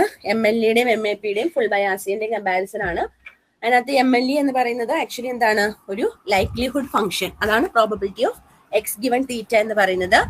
MAP എന്ന് പറഞ്ഞാൽ പോസ്റ്റീരിയർ ആണ്. പോസ്റ്റീരിയർ എന്ന് പറഞ്ഞു കഴിഞ്ഞാൽ ഈ ലൈക്ലിഹുഡിന്റെയും അതുപോലെ തന്നെ പ്രയറിന്റെയും മൾട്ടിപ്ലിക്കേഷൻ പ്രൊഡക്റ്റ് ആണ്. പോസ്റ്റീരിയർ എന്ന് പറഞ്ഞു കഴിഞ്ഞാൽ ലൈക്ലിഹുഡിന്റെയും പ്രയറിന്റെയും മൾട്ടിപ്ലിക്കേഷൻ പ്രൊഡക്റ്റ് ആണ്. അതാണ് probability of x given theta into probability of തീറ്റ എന്നാണ് ഈ ഫോർമുല കൊടുത്തിരിക്കുന്നത്. ഇനി ഫുൾ ബയാസിയൻ എന്ന് പറഞ്ഞാൽ എന്താണ്, probability of theta given x ആണ്. അതായത് പോസ്റ്റീരിയർ തന്നെയാണ്, പക്ഷെ അവിടെ പ്രോബബിലിറ്റി ഓഫ് എക്സ് എന്ന് പറയുന്ന ഒരു കോൺസ്റ്റന്റിനെ കൺസിഡർ ചെയ്യും. ഇനി പ്രയർ യൂസ് ചെയ്യുന്നുണ്ടോ? പ്രയർ എന്ന് വെച്ചാൽ എന്താണ്, നമ്മളൊരു ഇൻസിഡന്റ്, ഒരു ഒക്കേഷൻ അല്ലെങ്കിൽ നമ്മളൊരു പ്രഡിക്ഷൻ നടത്തുന്ന സമയത്ത് നമുക്ക് ആ പ്രഡിക്ഷനുമായി ബന്ധപ്പെട്ട് എന്തെങ്കിലും ഒരു മുൻ അറിവ്, അതിനെക്കുറിച്ച് നമുക്ക് എന്തെങ്കിലും അറിയാമോ, ആ ഒരു കൺസിഡറേഷനാണ് പ്രയർ നോളജ് എന്ന് പറയുന്നത്. സോ പ്രയർ യൂസ് ചെയ്തിട്ടുണ്ടോ? MLEയിൽ യൂസ് ചെയ്തിട്ടുണ്ടോ? ഇല്ല. MAPയിൽ യൂസ് ചെയ്തിട്ടുണ്ടോ? ഉണ്ട്. ദെൻ ഫുൾ ബയാസിയനും പ്രയർ എന്ന് പറയുന്ന കൺസെപ്റ്റ് ഉപയോഗിക്കുന്നുണ്ട്. ഇനി ഔട്ട്പുട്ട് എന്താണെന്ന് ചോദിച്ചിട്ടുണ്ട്. ഔട്ട്പുട്ട് എന്ന് പറഞ്ഞാൽ MLEയുടെ ഔട്ട്പുട്ടും MAPയുടെ ഔട്ട്പുട്ടും എപ്പോഴും എന്തായിരിക്കും, സിംഗിൾ നമ്പേഴ്സ് ആയിരിക്കും. അത് ഫുൾ ബയാസിയൻ എന്ന് പറയുന്ന കൺസെപ്റ്റ് പറയുമ്പോൾ കുറച്ച് നമുക്ക് മനസ്സിലാവും. അതായത് എന്തുകൊണ്ടാണ് സിംഗിൾ നമ്പർ എന്ന് ചോദിച്ചു കഴിഞ്ഞാൽ ഒരു സിംഗിൾ നമ്പർ പ്രഡിക്ഷൻ മാത്രമേ അവിടെ നടക്കുന്നുള്ളൂ. എന്നാൽ ഫുൾ ബയാസിയന്റെ ഔട്ട്പുട്ട് പറയുന്ന സമയത്ത് നമ്മൾ ചോദിച്ചിരിക്കുന്നത് ഒരു കുട്ടി പാസ്സാകുമോ എന്നായിരുന്നെങ്കിൽ 60% ചാൻസ് അവൻ പാസ്സാവാനും 40% ചാൻസ് അവൻ പാസ്സാവാതിരിക്കാനും അങ്ങനെ ഒരു ഒബ്സർവേഷൻ ആണ് ഫുൾ ബയാസിയൻ എന്ന് പറയുന്ന ഫോർമുല ചെയ്യുമ്പോൾ നമുക്ക് കിട്ടുന്നത്. എന്നാൽ MLE ചോദിച്ചു കഴിഞ്ഞാൽ എന്ത് പറയും, MLE ഒന്നെങ്കിൽ പാസ്ഡ് അല്ലെങ്കിൽ ഫെയിൽഡ്, ആ ഒരു ഔട്ട്പുട്ടാണ് നമുക്ക് പ്രൊവൈഡ് ചെയ്യുന്നത്. പക്ഷെ ഒരു സിംഗിൾ നമ്പർ പ്രഡിക്ഷൻ അതായിരിക്കും നടക്കുന്നത് MLEയിലും MAPയിലും. പക്ഷെ ഫുൾ ബയാസിയനെ സംബന്ധിച്ചിടത്തോളം ഒരു 100% ചാൻസ് ഉണ്ടെങ്കിൽ ആ 100%ത്തിന് പല രീതിയിൽ സ്പ്ലിറ്റ് ചെയ്ത് എത്രത്തോളം ശതമാനം പോസിബിലിറ്റി ഉണ്ട് ട്രൂ ആവാൻ, എത്രത്തോളം ശതമാനം നെഗറ്റീവ് പോസിബിലിറ്റി ഉണ്ട് ഫെയിൽ ആവാൻ, അങ്ങനെയുള്ളൊരു കൺസിഡറേഷൻ ആണ് ഫുൾ ബയാസിയനിൽ കിട്ടുന്നത്. ഇനി സ്മോൾ ഡേറ്റാസ് ആണ് നമ്മൾ ഉപയോഗിക്കുന്നത് എങ്കിൽ MLEയിൽ ഓവർ ഫിറ്റ് ആയി പോകും, ബെറ്റർ ആയിരിക്കും MAPയിൽ എന്ന് പറയുന്നു. ഫുൾ ബയാസിയനിൽ ബെസ്റ്റ് ആണ്. ലാർജ് ഡേറ്റാസ് ആണെങ്കിൽ same as MAP, same as MLE, same തന്നെയാണ്. ലാർജ് ഡേറ്റാ സെറ്റ് എല്ലാത്തിനും ഉപയോഗപ്രദമാണ്. എന്നാൽ സ്മോൾ ഡേറ്റാ സെറ്റ് ആണെങ്കിൽ നമ്മൾ MAP ഉപയോഗിക്കുമായിരിക്കും ബെറ്റർ എന്നാണ് അവിടെ പറയുന്നത്. ഇനി അടുത്ത കോസ്റ്റും പറഞ്ഞിട്ടുണ്ട്. ഇവിടെ എക്സ്പെൻസീവ് ആയിട്ട് വരുന്നത് ഫുൾ ബയാസിയൻ ആണ്. അതുകൊണ്ട് തന്നെയാണ് MLE MAP കൂടുതലായിട്ട് യൂസ് ചെയ്യാൻ പറയുന്നത്. ഒരു കമ്പാരിസൺ ടേബിൾ ആണ് ഇവിടെ. ബയാസിയൻ ഫോർമുലേഷൻ അഥവാ ബയാസിയൻ എന്താന്ന് പറഞ്ഞിട്ടുണ്ട്. MLE എന്ന് പറയുന്നത് ഒരു സിംഗിൾ ബെസ്റ്റ് ഗസ് തരുന്നു, തീറ്റയ്ക്ക് ഒരു വാല്യൂ തരുന്നു. എന്നാൽ MAPയും അങ്ങനെ തന്നെയാണ്. പക്ഷെ ഫുൾ ബയാസിയൻ അപ്രോച്ചിനകത്ത് നമുക്ക് എന്താണ്, ഒരു ബെസ്റ്റ് ഗസ്സിന് പുറമെ ആ ഒരു എൻറ്റയർ പ്രോബബിലിറ്റി ഡിസ്ട്രിബ്യൂഷൻ, തീറ്റ എന്ന് പറയുന്ന പാരാമീറ്ററിന് ഇന്ന വാല്യൂ വരാനുള്ള ഇത്ര ചാൻസ് ഉണ്ട്, ഇന്ന വാല്യൂ വരാനുള്ള ഇത്ര ചാൻസ് ഉണ്ട്, ആ ഒരു ഡിസ്ട്രിബ്യൂഷൻ ആണ് എൻറ്റയർ പ്രോബബിലിറ്റി ഡിസ്ട്രിബ്യൂഷൻ എന്ന് വെച്ച് കഴിഞ്ഞാൽ 100% ചാൻസ് എന്നുള്ളിടത്തിൽ നമ്മൾ എത്ര ശതമാനം തീറ്റയ്ക്ക് ഇത്ര വാല്യൂ വരാം, എത്ര ശതമാനം ഇത്ര വാല്യൂ വരാം, ആ ഒരു ഡിസ്ട്രിബ്യൂഷൻ ആണ് ഇവിടെ നടക്കുന്നത്. അതായത് ഫോർ എക്സാമ്പിൾ ഇവിടെ പറഞ്ഞിട്ടുണ്ട്, നമ്മൾ ഇക്വേഷൻ നേരത്തെ പറഞ്ഞ തന്നെയാണ്. Probability of theta given x എന്ന് പറയുന്നത് probability of x given theta into probability theta by probability of x ആണ്. അവിടെ എക്സ് എന്ന് പറയുന്നത് എന്താണ്, ഒരു ന്യൂ പോയിന്റ് പ്രഡിക്റ്റ് ചെയ്യുവാണ്. എക്സിനെ സംബന്ധിച്ചിടത്തോളം ഒരു ന്യൂ പോയിന്റ് പ്രഡിക്റ്റ് ചെയ്യുന്ന സമയത്ത് അതിന്റെ ഇന്റഗ്രൽ എടുത്ത് ചെയ്താൽ മതി എന്നാണ് പറഞ്ഞത്. ആ ഒരു ഇക്വേഷൻ പോലെ പഠിച്ചാൽ മതി. ഇവിടെ നമ്മൾ ഒരു വെതർ അനോലോഗി എന്ന് പറയുന്ന ഒരു എക്സാമ്പിൾ പറഞ്ഞിട്ടുണ്ട്. ഇത് മനസ്സിലാക്കി നിങ്ങൾക്ക് പെട്ടെന്ന് കിട്ടും. അതായത് MLE എന്ന് പറഞ്ഞ ഒരു പ്രഡിക്ഷൻ ആണ് നമ്മൾ ഉപയോഗിക്കുന്നതെങ്കിൽ, MLE എന്ന് പറയുന്ന ഒരു പാരാമീറ്റർ എസ്റ്റിമേഷൻ ആണ് നമ്മൾ ഉപയോഗിക്കുന്നതെങ്കിൽ അതിന്റെ ആൻസർ അല്ലെങ്കിൽ അതിന്റെ ഔട്ട്പുട്ട് വരുന്നത് it will be exactly 32 degree Celsius tomorrow. നാളത്തെ വെതർ നമ്മൾ ആ ഒരു ടെമ്പറേച്ചർ പറയുവാണ്. ആ MLE എന്ന് പറയുന്ന ലൈക്ലിഹുഡ് നോക്കിക്കൊണ്ട് നമ്മൾ എന്താണ്, ഇന്നത്തെ സിറ്റുവേഷൻ നോക്കിക്കൊണ്ട് നാളത്തെ പ്രഡിക്റ്റ് ചെയ്യുകയാണെങ്കിൽ നമ്മൾ എന്ത് ചെയ്യുന്നു, 32 ഡിഗ്രി സെൽഷ്യസ് ആണ് വരിക. ആ ഒരു എക്സാക്ട് നമ്പർ ആയിരിക്കും അവിടെ പ്രഡിക്റ്റ് ചെയ്യുന്നത്. എന്നാൽ MAP അഥവാ പോസ്റ്റീരിയർ എസ്റ്റിമേഷൻ ആണെങ്കിൽ അവരെന്ത് ചെയ്യുന്നു? ഇന്നത്തെ കേസ് മാത്രമല്ല, ഈ ഒരാഴ്ച മുന്നേ എന്തായിരുന്നു, അല്ലെങ്കിൽ ഈ ഒരു മാസം ഏതാണ്, അല്ലെങ്കിൽ ഈ ഒരു സീസൺ ഏതാണ്, അതെല്ലാം കൂടെ കൺസിഡർ ചെയ്യുമ്പോൾ ഒരു 31 ഡിഗ്രി സെൽഷ്യസ് വരാനേ ചാൻസ് ഉള്ളൂ എന്നുള്ളൊരു എസ്റ്റിമേഷൻ പ്രൊവൈഡ് ചെയ്യുന്നു. അപ്പോഴും അവിടെ എന്തുണ്ട്? ആ തീറ്റയ്ക്ക് ഒരു സിംഗിൾ വാല്യൂ ഉണ്ട്. MAPയിൽ 32 ആയിരുന്നു, MLEയിൽ 32 ആയിരുന്നു, MAPയിൽ 31 ആയി എന്നുള്ളൊരു ഡിഫറൻസേ ഉള്ളൂ. എങ്കിലും അവിടെ എന്താണ്? ഒരു സിംഗിൾ വാല്യൂ തന്നെയാണ് ഔട്ട്പുട്ട് ആയിട്ട് വന്നിരിക്കുന്നത്. എന്നാൽ ഒരു ബയാസിയൻ പ്രഡിക്ഷൻ നടത്തുമ്പോൾ അവിടെ ഔട്ട്പുട്ട് വരുന്നത് 60% chance it will be 30 to 33 degree Celsius. 30 മുതൽ 33 ഡിഗ്രി സെൽഷ്യസ് വരെ ആകാനുള്ള 60% ചാൻസ് ഉണ്ട്. 30% ചാൻസ്, 30% ചാൻസ് ഉണ്ട് വെതർ 28 to 30 ഡിഗ്രി സെൽഷ്യസ് ആവാനുള്ള ചാൻസ് ഉണ്ട്. അതുപോലെ തന്നെ 10% ചാൻസ് ഉണ്ട് അതിനേക്കാൾ കൂടുതൽ ചൂടായിരിക്കാൻ. സോ ആ ഒരു രീതിയിലുള്ള പ്രഡിക്ഷൻ ആണ് ബയാസിയനിൽ നമുക്ക് ഔട്ട്പുട്ട് ആയിട്ട് കിട്ടുന്നത്. അത് ഓർത്തിരിക്കണം. ഒരു നമ്പേഴ്സ് ജസ്റ്റ് ഒരു ബെസ്റ്റ് ഗസ് മാത്രമല്ല, എത്രത്തോളം പ്രോബബിലിറ്റി അലൈൻഡ് ആണ്, അല്ലെങ്കിൽ എത്രത്തോളം എൻറ്റയർലി ഡിസ്ട്രിബ്യൂട്ടഡ് ആണ്, 100% എന്ന് പറയുന്നതിന് എത്രത്തോളം ഡിസ്ട്രിബ്യൂട്ടഡ് ആണെന്നുള്ള രീതിക്കുള്ള പ്രഡിക്ഷൻ ആണ് ഇവിടെ നടക്കുന്നത്, ഈ ബയാസിയൻ മെത്തേഡിൽ നടക്കുന്നത്. സോ ബയാസിയൻ ആൻസർ ആണ് നമുക്ക് കുറച്ചും കൂടെ കംപ്ലീറ്റ് ആൻഡ് ഹോണസ്റ്റ് ആയിട്ട് ഫീൽ ചെയ്യുന്നത്. പക്ഷെ ബയാസിയന്റെ പ്രശ്നം എന്താണെന്ന് വെച്ചിട്ടുണ്ടെങ്കിൽ നമുക്ക് എന്താണ്, കുറച്ച് ഭയങ്കര എക്സ്പെൻസീവ് ആയിട്ട് വരുന്ന ഒരു പ്രഡിക്ഷൻ മെത്തേഡാണ് ബയാസിയൻ എന്ന് പറയുന്നത്. സോ നമ്പേഴ്സ് പാരാമീറ്റർ എസ്റ്റിമേഷൻ അല്ലെങ്കിൽ നമ്പേഴ്സ് ഒരു മോഡലിൽ പ്രഡിക്ഷൻ നടത്താൻ വേണ്ടി നമ്മൾ ഉപയോഗിക്കുന്ന ഇൻപുട്സിന് അല്ലെങ്കിൽ നമ്പേഴ്സിന് പാരാമീറ്റേഴ്സിനെ എസ്റ്റിമേറ്റ് ചെയ്യാൻ വേണ്ടിയിട്ട് നമുക്ക് 3 മെത്തേഡ്സ് ആണുള്ളത്. MLE ഉണ്ട്, MAP ഉണ്ട്, ആൻഡ് ബയാസിയൻ ഇതുണ്ട്, ഫുൾ ബയാസിയൻ എന്ന് പറയും. സോ MLE എന്ന് പറഞ്ഞാൽ ആ ഒരു പർട്ടിക്കുലർ ഡേറ്റാസിനെ മാത്രമേ ഒബ്സർവ് ചെയ്യുന്നുള്ളൂ. അതിന്റെ ലൈക്ലിഹുഡ് എന്താണോ, അതിന്റെ ചാൻസ് എന്താണോ, അതിനനുസരിച്ചാണ് പ്രഡിക്ഷൻ നടക്കുന്നത്. MAP എന്ന് പറഞ്ഞു കഴിഞ്ഞാൽ എത്രത്തോളം പോസ്റ്റീരിയോറി എസ്റ്റിമേഷൻ, അതായത് നമുക്ക് ആ ഒരു ഒബ്സർവേഷൻ മാത്രമല്ല, അതിനെക്കുറിച്ച് നമുക്ക് എന്തൊക്കെ പ്രയർ നോളജ് അറിയാമോ, അതിനെക്കുറിച്ച് നമുക്ക് എന്തൊക്കെ ഡീറ്റെയിൽസ് അറിയാമോ, ആ രീതിയിലുള്ള ഒരു പ്രഡിക്ഷനാണ് MAPയിൽ നടക്കുന്നത്. ആക്ച്വലി MAP എന്ന് പറഞ്ഞു കഴിഞ്ഞാൽ MLEയോട് കൂടി പ്രയർ നോളജ് ആഡ് ചെയ്യുന്ന ഒരു കൺസിഡറേഷൻ ആണ്. ഇനി മൂന്നാമത്താണ് ഫുൾ ബയാസിയൻ എന്ന് പറയുന്നത്. ഫുൾ ബയാസിയൻ എന്ന് പറഞ്ഞാൽ ആക്ച്വലി ഇവിടെ ബയസ് തിയറി നമുക്ക് അറിയാവുന്നതാണ്. പോസ്റ്റീരിയർ എന്ന് കണ്ടുപിടിക്കാൻ വേണ്ടിയിട്ട് ഒരു ഒബ്സർവേഷൻ ഡേറ്റ, പോസ്റ്റീരിയർ എന്ന് വെച്ചാൽ എന്താണ്, നമുക്ക് കിട്ടുന്ന ഡേറ്റാസിൽ ഒബ്സർവേഷൻ നടത്തുന്നു. അതുപോലെ തന്നെ നമ്മൾ എന്ത് ചെയ്യുന്നു, അതിനെക്കുറിച്ച് കൂടുതൽ പ്രയർ ആയിട്ടുള്ള ഡീറ്റെയിൽസ് അന്വേഷിച്ചു പോകുന്നു. ദെൻ ആ ഒരു എവിഡൻസിൽ നിന്ന് എന്തെങ്കിലും എടുക്കുന്നു. എവിഡൻസ് എന്ന് വെച്ചാൽ എന്താണ്, നമുക്ക് എന്താണോ പ്രഡിക്ട് ചെയ്യേണ്ടത് ആ പ്രഡിക്ഷനുമായി ബന്ധപ്പെട്ട ഡീറ്റെയിൽസ് അല്ലെങ്കിൽ ഡേറ്റാസ്. സോ അതിലൊക്കെ അനലോഗി നടത്തി അല്ലെങ്കിൽ അതിലൊക്കെ എന്ത് ചെയ്യുന്നു, അനാലിസിസ് നടത്തിയതിനു ശേഷം നമ്മളൊരു പോസ്റ്റീരിയർ എന്നുള്ള കൺസെപ്റ്റ്, പ്രയർ നോളജും ലൈക്ലിഹുഡും ആ ഒരു കോൺസ്റ്റന്റ് എവിഡൻസും ഒക്കെ കൂടി ചേർത്തിട്ടാണ് ഈ ബയാസിയൻ എന്ന് പറയുന്ന കൺസെപ്റ്റ് ഉപയോഗിക്കുന്നത്. സോ ഇങ്ങനെ 3 മെത്തേഡ്സ് ആണ് നമുക്ക് പാരാമീറ്റർ എസ്റ്റിമേഷന് വേണ്ടിയിട്ടുള്ളത്. പാരാമീറ്റർ എന്ന് പറഞ്ഞു കഴിഞ്ഞാൽ മെഷീൻ ലേണിംഗ് മോഡൽസിൽ എന്താണ് മെഷീൻ ലേണിംഗ് മോഡൽ, ഒരു കമ്പ്യൂട്ടർ പ്രോഗ്രാമിംഗ് ആണ്. ആ കമ്പ്യൂട്ടർ പ്രോഗ്രാം എന്ത് ചെയ്യുന്നു, സെൽഫ് ലേണിംഗ് ചെയ്യുന്നു. നമ്മളൊരു എക്സ്പ്ലിസിറ്റ് റൈറ്റിംഗ് ഒന്നുമില്ല, ഒരു ഹ്യൂമന്റെ ഇന്റർപ്രിട്ടേഷൻ അല്ലെങ്കിൽ ഹ്യൂമന്റെ കൈയെടുത്തലൊന്നുമില്ലാതെ ഇറ്റ് സെൽഫ് ആയിട്ട് പ്രോഗ്രാംസ് എഴുതി റൂൾസ് കണ്ടെത്തി പാറ്റേൺ റെക്കഗ്നിഷനിലൂടെ പ്രഡിക്ഷൻ നടത്താൻ വേണ്ടി ഉപയോഗിക്കുന്ന കമ്പ്യൂട്ടർ പ്രോഗ്രാംസ് ആണ് മെഷീൻ ലേണിംഗ് മോഡൽസ് എന്ന് പറയുന്നത്. സോ ഈ മെഷീൻ ലേണിംഗ് മോഡൽസിനകത്ത് എങ്ങനെയാണ് പാരാമീറ്റർ എസ്റ്റിമേഷൻ നമ്മൾ നടത്തുന്നത്, ആ ഒരു 3 ടെക്നിക്സ് ആണ് ഈ ഒരു ടോപ്പിക്കിൽ പറയുന്നത്. ഓക്കെ, നിങ്ങൾ മസ്റ്റ് ആയിട്ടും ടെക്സ്റ്റ് ബുക്ക് കൂടി ഒന്ന് വായിച്ചു പോകണം. ടെക്സ്റ്റ് ബുക്കിൽ ഒത്തിരി കോംപ്ലിക്കേറ്റഡ് ആയിട്ടുള്ള വേർഡ്സ് ഒന്നുമില്ല, എക്സാമ്പിൾസ് വെച്ച് തന്നെയാണ് പറഞ്ഞു പോയിരിക്കുന്നത്. ആ എക്സാമ്പിൾസ് മാക്സിമം നിങ്ങൾ വായിക്കുക, ആ എക്സാമ്പിൾസ് തന്നെ ഓർത്തെടുക്കുക. ആ ഓർത്തെടുത്താണ് നമുക്ക് എഴുതാൻ പറ്റുള്ളൂ കൂടുതലും. ഓക്കെ, നിങ്ങളും കൂടെ കുറച്ചുകൂടെ എഫേർട്ട് ഇടണം, കാരണം മെഷീൻ ലേണിംഗ് നിങ്ങൾ ആദ്യമായിട്ട് പഠിക്കുകയാണ്. ഒന്നും നിങ്ങൾ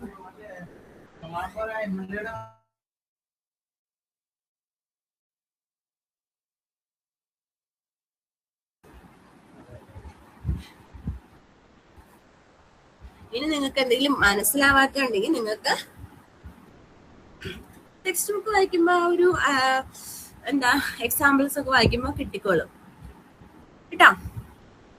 ടെൻഷനൊന്നും അടിക്കാതെ ഇത്രയേ ഉള്ളൂ, ഈസി ആണെന്നുള്ള രീതിക്ക് തന്നെ പോവാം. മെഷീൻ ലേണിംഗ് അത്ര ഡിഫിക്കൽട്ട് ആയിട്ടുള്ള സബ്ജക്റ്റ് ഒന്നുമല്ല, ജസ്റ്റ് ഉള്ളിലാണ്. ലൈക്ക് AI ഒന്നും പഠിക്കാത്തതുകൊണ്ടുള്ള ടേംസിനോടുള്ളൊരു നിങ്ങൾക്ക് അറിയാത്തൊരു കൺസെപ്റ്റ് എന്നുള്ളൊരു ഫീലിംഗ് ഉള്ളൂ, അല്ലാതെ വേറെ കോംപ്ലിക്കേറ്റഡ് ഒന്നും അല്ല കേട്ടോ. ഒരു പ്രോബ്ലമാറ്റിക് പേപ്പർ ആയിട്ട് എടുക്കേണ്ട, മിക്കവാറും തിയറി ആയിട്ട് തന്നെയായിരിക്കും പോകുന്നത്. കുറച്ച് ഇക്വേഷൻസ് അല്ലെങ്കിൽ ഫോർമുലാസ് നമുക്ക് പഠിക്കാനുണ്ട്. അതിനകത്ത് ഒത്തിരി പ്രോബ്ലമാറ്റിക് ആയിട്ട് വരില്ല എന്ന് തന്നെയാണ്. അത് ഡിസ്കഷൻ നടക്കുന്നുണ്ട്. പ്രോബ്ലമാറ്റിക് പേപ്പർ ആയിട്ട് ചോദിക്കാനുള്ള ചാൻസസ് ഉണ്ടോ ഇല്ലയോ എന്നുള്ള രീതിയിൽ നമുക്ക് ലാസ്റ്റ് ഒക്കെ ആകുമ്പോഴത്തേക്കും എക്സാമ്പിൾ എന്താ നമ്മുടെ മോഡൽ ക്വസ്റ്റ്യൻ പേപ്പർ ഒക്കെ വരുമ്പോൾ അതനുസരിച്ച് ചെയ്യാം.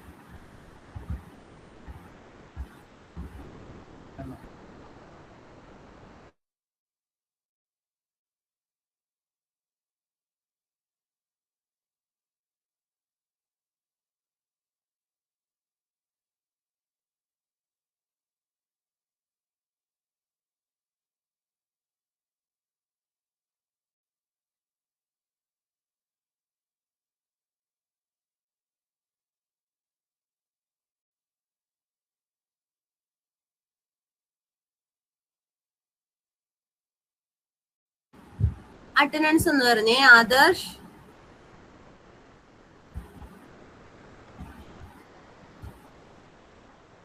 അജയ്, ഹലോ ആദർശ് പ്രസിഡന്റ് ആണ്. Hello Ajay, Ajmal, Akhil, Amal, Aparna, Present, ma'am. Arya, Present, ma'am.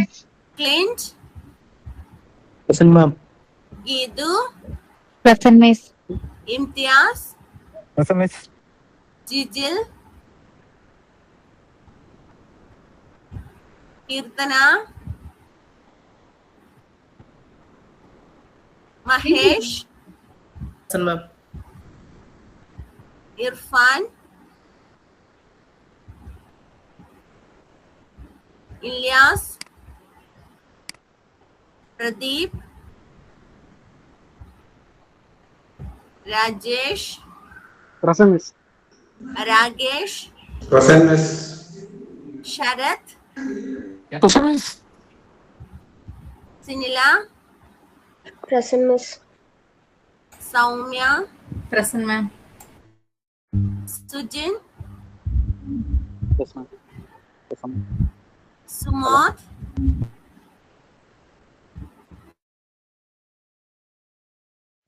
Miss present. Okay, Vaishnavi, Present, miss. Yusuf, present miss. Okay, ജിജിലും ഇർഫാൻ പി വിയും പ്രദീപും ആബ്സെന്റീസ് അല്ല. Miss ജിജിൽ ഓൺലൈനിലുണ്ടല്ലോ. പ്രദീപ് ഉണ്ട്. പ്രസന്റ് പറഞ്ഞില്ലല്ലോ. അവരുണ്ട്. ഓഫീസിലായിരിക്കും മിസ് ചിലപ്പോ. ജിജിലും പ്രദീപും ഓൺലൈനിൽ കാണുന്നുണ്ട്. നെറ്റ് ലാസ്റ്റ് ഉണ്ട്.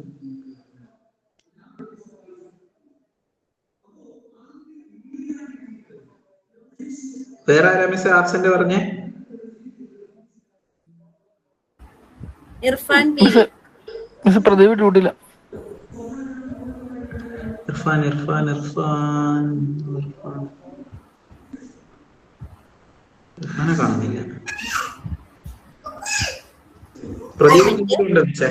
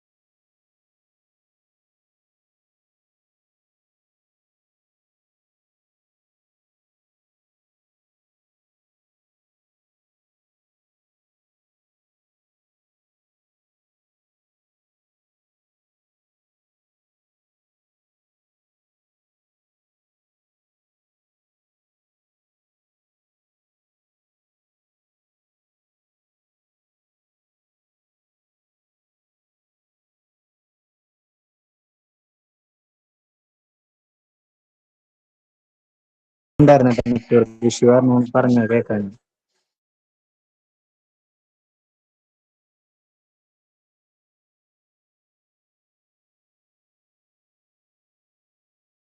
ആ ടെക്സ്റ്റ് വായിച്ചാലും നോക്കിയായിരുന്നു പിള്ളേരെ ഞാൻ ഗ്രൂപ്പിലിട്ടത് കഴിഞ്ഞ ദിവസം പഠിപ്പിച്ചൊക്കെ സൂപ്പർവൈസ് ലേണിംഗ് ഒക്കെ. ജിഗിലുണ്ടായിരുന്നു നെറ്റ്വർക്ക് ഇഷ്യൂ കാരണം പറയണത് അങ്ങോട്ട് കേൾക്കണ്ട. ഓക്കെ വായിച്ചിരുന്നോ? പറഞ്ഞേ, മെഷീൻ ലേണിംഗ് എങ്ങനെ പോയാൽ മതിയോ അതോ കിട്ടുന്നുണ്ടോ? വായിച്ചു നോക്കിയിട്ട് പറയണേ.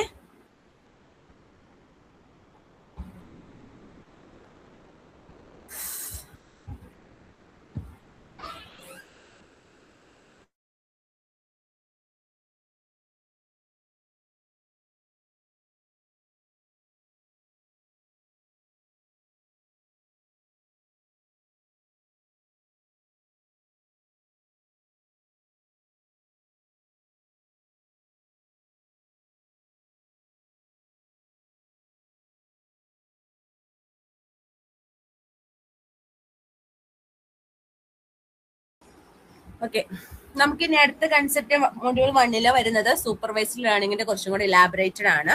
സൂപ്പർവൈസ്ഡ് ലേണിംഗ് എങ്ങനെയാണ് ഒരു പ്രോബ്ലത്തിനെ സെറ്റ് ചെയ്യുന്നത്, അല്ലെങ്കിൽ ആ പ്രോബ്ലത്തിനെ നമ്മൾ ഡിഫൈൻ ചെയ്യുന്ന സമയത്ത് കുറച്ച് ടേംസ് അറിഞ്ഞിരിക്കണം. ആഫ്റ്റർ ദാറ്റ് ആ പ്രോബ്ലത്തിനെ ഡിഫൈൻ ചെയ്തതിനു ശേഷം നമ്മൾ റിഗ്രഷൻ എന്ന് പറയുന്ന ടെക്നിക്സ് ഉപയോഗിച്ച് ഒരു സൂപ്പർവൈസ്ഡ് ലേണിംഗ് മെത്തേഡാണ്. ആ മെത്തേഡ്സ് ഉപയോഗിക്കുന്നത് എങ്ങനെയാണെന്നുള്ള രീതിക്കാണ് ഫസ്റ്റ് മൊഡ്യൂൾ സെറ്റ് ചെയ്തിരിക്കുന്നത്. സെക്കൻഡ് മൊഡ്യൂൾ ആകുമ്പോഴത്തേക്കും ക്ലാസിഫിക്കേഷൻ, അങ്ങനെ എക്സെട്ര എക്സെട്ര.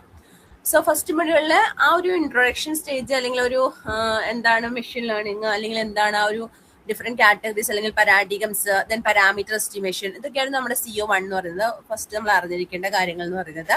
ഇനി നമ്മൾ സൂപ്പർവൈസ്ഡ് ലേണിംഗിലേക്ക് പോവാണ്. ആസ് യൂഷ്വൽ നമുക്കറിയാം സൂപ്പർവൈസ്ഡ് ലേണിംഗ് എന്ന് പറഞ്ഞു കഴിഞ്ഞാൽ എന്താണ്, നമ്മൾ ഒരു ലേബൽ ചെയ്ത് വെച്ചിരിക്കുന്ന, അല്ലെങ്കിൽ നമ്മൾ അടയാളപ്പെടുത്തി വെച്ചിരിക്കുന്ന കുറച്ച് ഡേറ്റാ സെറ്റുകളെ കൊടുക്കുന്നു. ആ ഡേറ്റാ സെറ്റിനെ ആ മെഷീൻ തന്നെ ലേൺ ചെയ്യുന്നു. എങ്ങനെയാണ് അത് ലേബൽ ചെയ്തിരിക്കുന്നത്, എന്തിന്റെ ബേസിസിലാണ്, എങ്ങനെയാണ് അത് വരുന്നത്, ആ ഒരു ഔട്ട്പുട്ടോട് കൂടി നമ്മൾ കൊടുക്കുകയാണ്. ഇൻപുട്ടും ഔട്ട്പുട്ടും എങ്ങനെയായിരിക്കണം, ആ ഒരു എന്താണ് ഡേറ്റാ സെറ്റ് നമ്മൾ കൊടുക്കുന്നു. അതിനെ കമ്പയർ ചെയ്ത് മനസ്സിലാക്കി പഠിക്കുന്നു. അതാണ് സൂപ്പർവൈസ്ഡ് ലേണിംഗ് എന്ന് പറയുന്നത്. അതിനുശേഷം നമ്മൾ പിന്നീട് ഒരു ഇൻപുട്ട് കൊടുക്കുമ്പോൾ അതിനെ ആ ഒരു പാറ്റേൺ, കണ്ടെത്തിയ പാറ്റേൺ റെക്കഗ്നിഷനിലൂടെ ആ ഒരു മോഡലിനെ പ്രെഡിക്റ്റ് ചെയ്യാൻ പറ്റണം. അതാണ് ബേസിക് സൂപ്പർവൈസ്ഡ് ലേണിംഗ് എന്ന് പറയുന്നത്. ജസ്റ്റ് ലേബൽഡ് ഡേറ്റാസ് കൊടുത്തിട്ടുള്ള കൺസെപ്റ്റ് ആണ് ഇത്. അതായത് ഇപ്പൊ നമുക്ക് എക്സാമ്പിൾ ആയിട്ട് നമ്മൾ ആദ്യം ക്ലാസ്സിൽ പറഞ്ഞ എക്സാമ്പിൾ തന്നെ, ഒരു പിക്ചർ കണ്ടു കഴിഞ്ഞാൽ ആ പിക്ചർ ഒരു ഡോഗിൻ്റെതാണോ ഒരു ക്യാറ്റിൻ്റെതാണോ എന്ന് അനലൈസ് ചെയ്യുന്ന ഒരു മെഷീൻ ലേണിംഗ് മോഡലാണ് നമ്മൾ പ്രെഡിക്റ്റ് ഉപയോഗിക്കുന്നത്. നമ്മളൊരു പിക്ചർ കൊടുത്തു കഴിഞ്ഞാൽ അത് ഡോഗ് ആണോ അല്ലെങ്കിൽ ഒരു പൂച്ചയാണോ എന്ന് ഐഡന്റിഫൈ ചെയ്യാൻ ആ ഒരു കമ്പ്യൂട്ടർ പ്രോഗ്രാമിന് ഇറ്റ്സെൽഫ് സാധിക്കണം.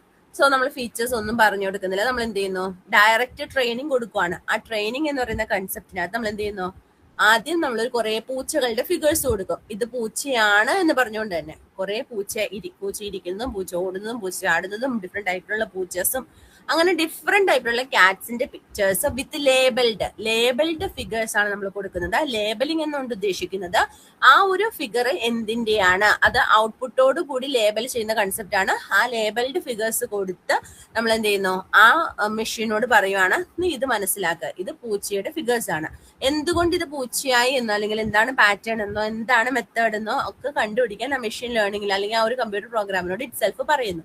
ആ മെഷീൻ എന്ത് ചെയ്യുന്നു, ആ ഒരു കൺസെപ്റ്റ് അങ്ങോട്ടും ഇങ്ങോട്ടും പൂച്ചയുടെ കുറെ ഫിഗേഴ്സിനെ അനലൈസ് ചെയ്ത് എന്തുകൊണ്ട് അത് പൂച്ചയായി എന്നൊരു പാറ്റേൺ ഒക്കെ കണ്ടുപിടിച്ച് വെക്കുന്നു, അത് മനസ്സിലാക്കി വെക്കുന്നു.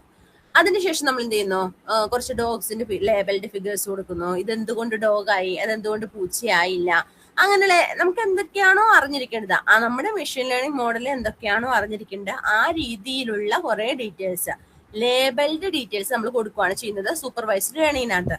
സോ അതിനുശേഷം ഈ ട്രെയിനിങ് ഒക്കെ കഴിഞ്ഞതിന് ശേഷം നമ്മളൊരു മോഡൽ ഉണ്ടാക്കുന്നു. ആ മോഡലിലേക്ക് നമ്മൾ പിന്നീട് ഒരു ഫിഗർ കൊടുക്കുകയാണ്. ആ ഒരു ഫിഗർ കൊടുക്കുന്ന സമയത്ത് ആ ഫിഗറിനെ അനലൈസ് ചെയ്ത് ആ ഫിഗർ എന്താണ് എന്ന് പ്രെഡിക്റ്റ് ചെയ്ത് തരണം നമ്മുടെ മെഷീൻ ലേണിംഗ് മോഡല്. അതാണ് മെഷീൻ ലേണിംഗ് അല്ലെങ്കിൽ ആ ഒരു കമ്പ്യൂട്ടർ പ്രോഗ്രാം എന്ന് പറയുന്നത്.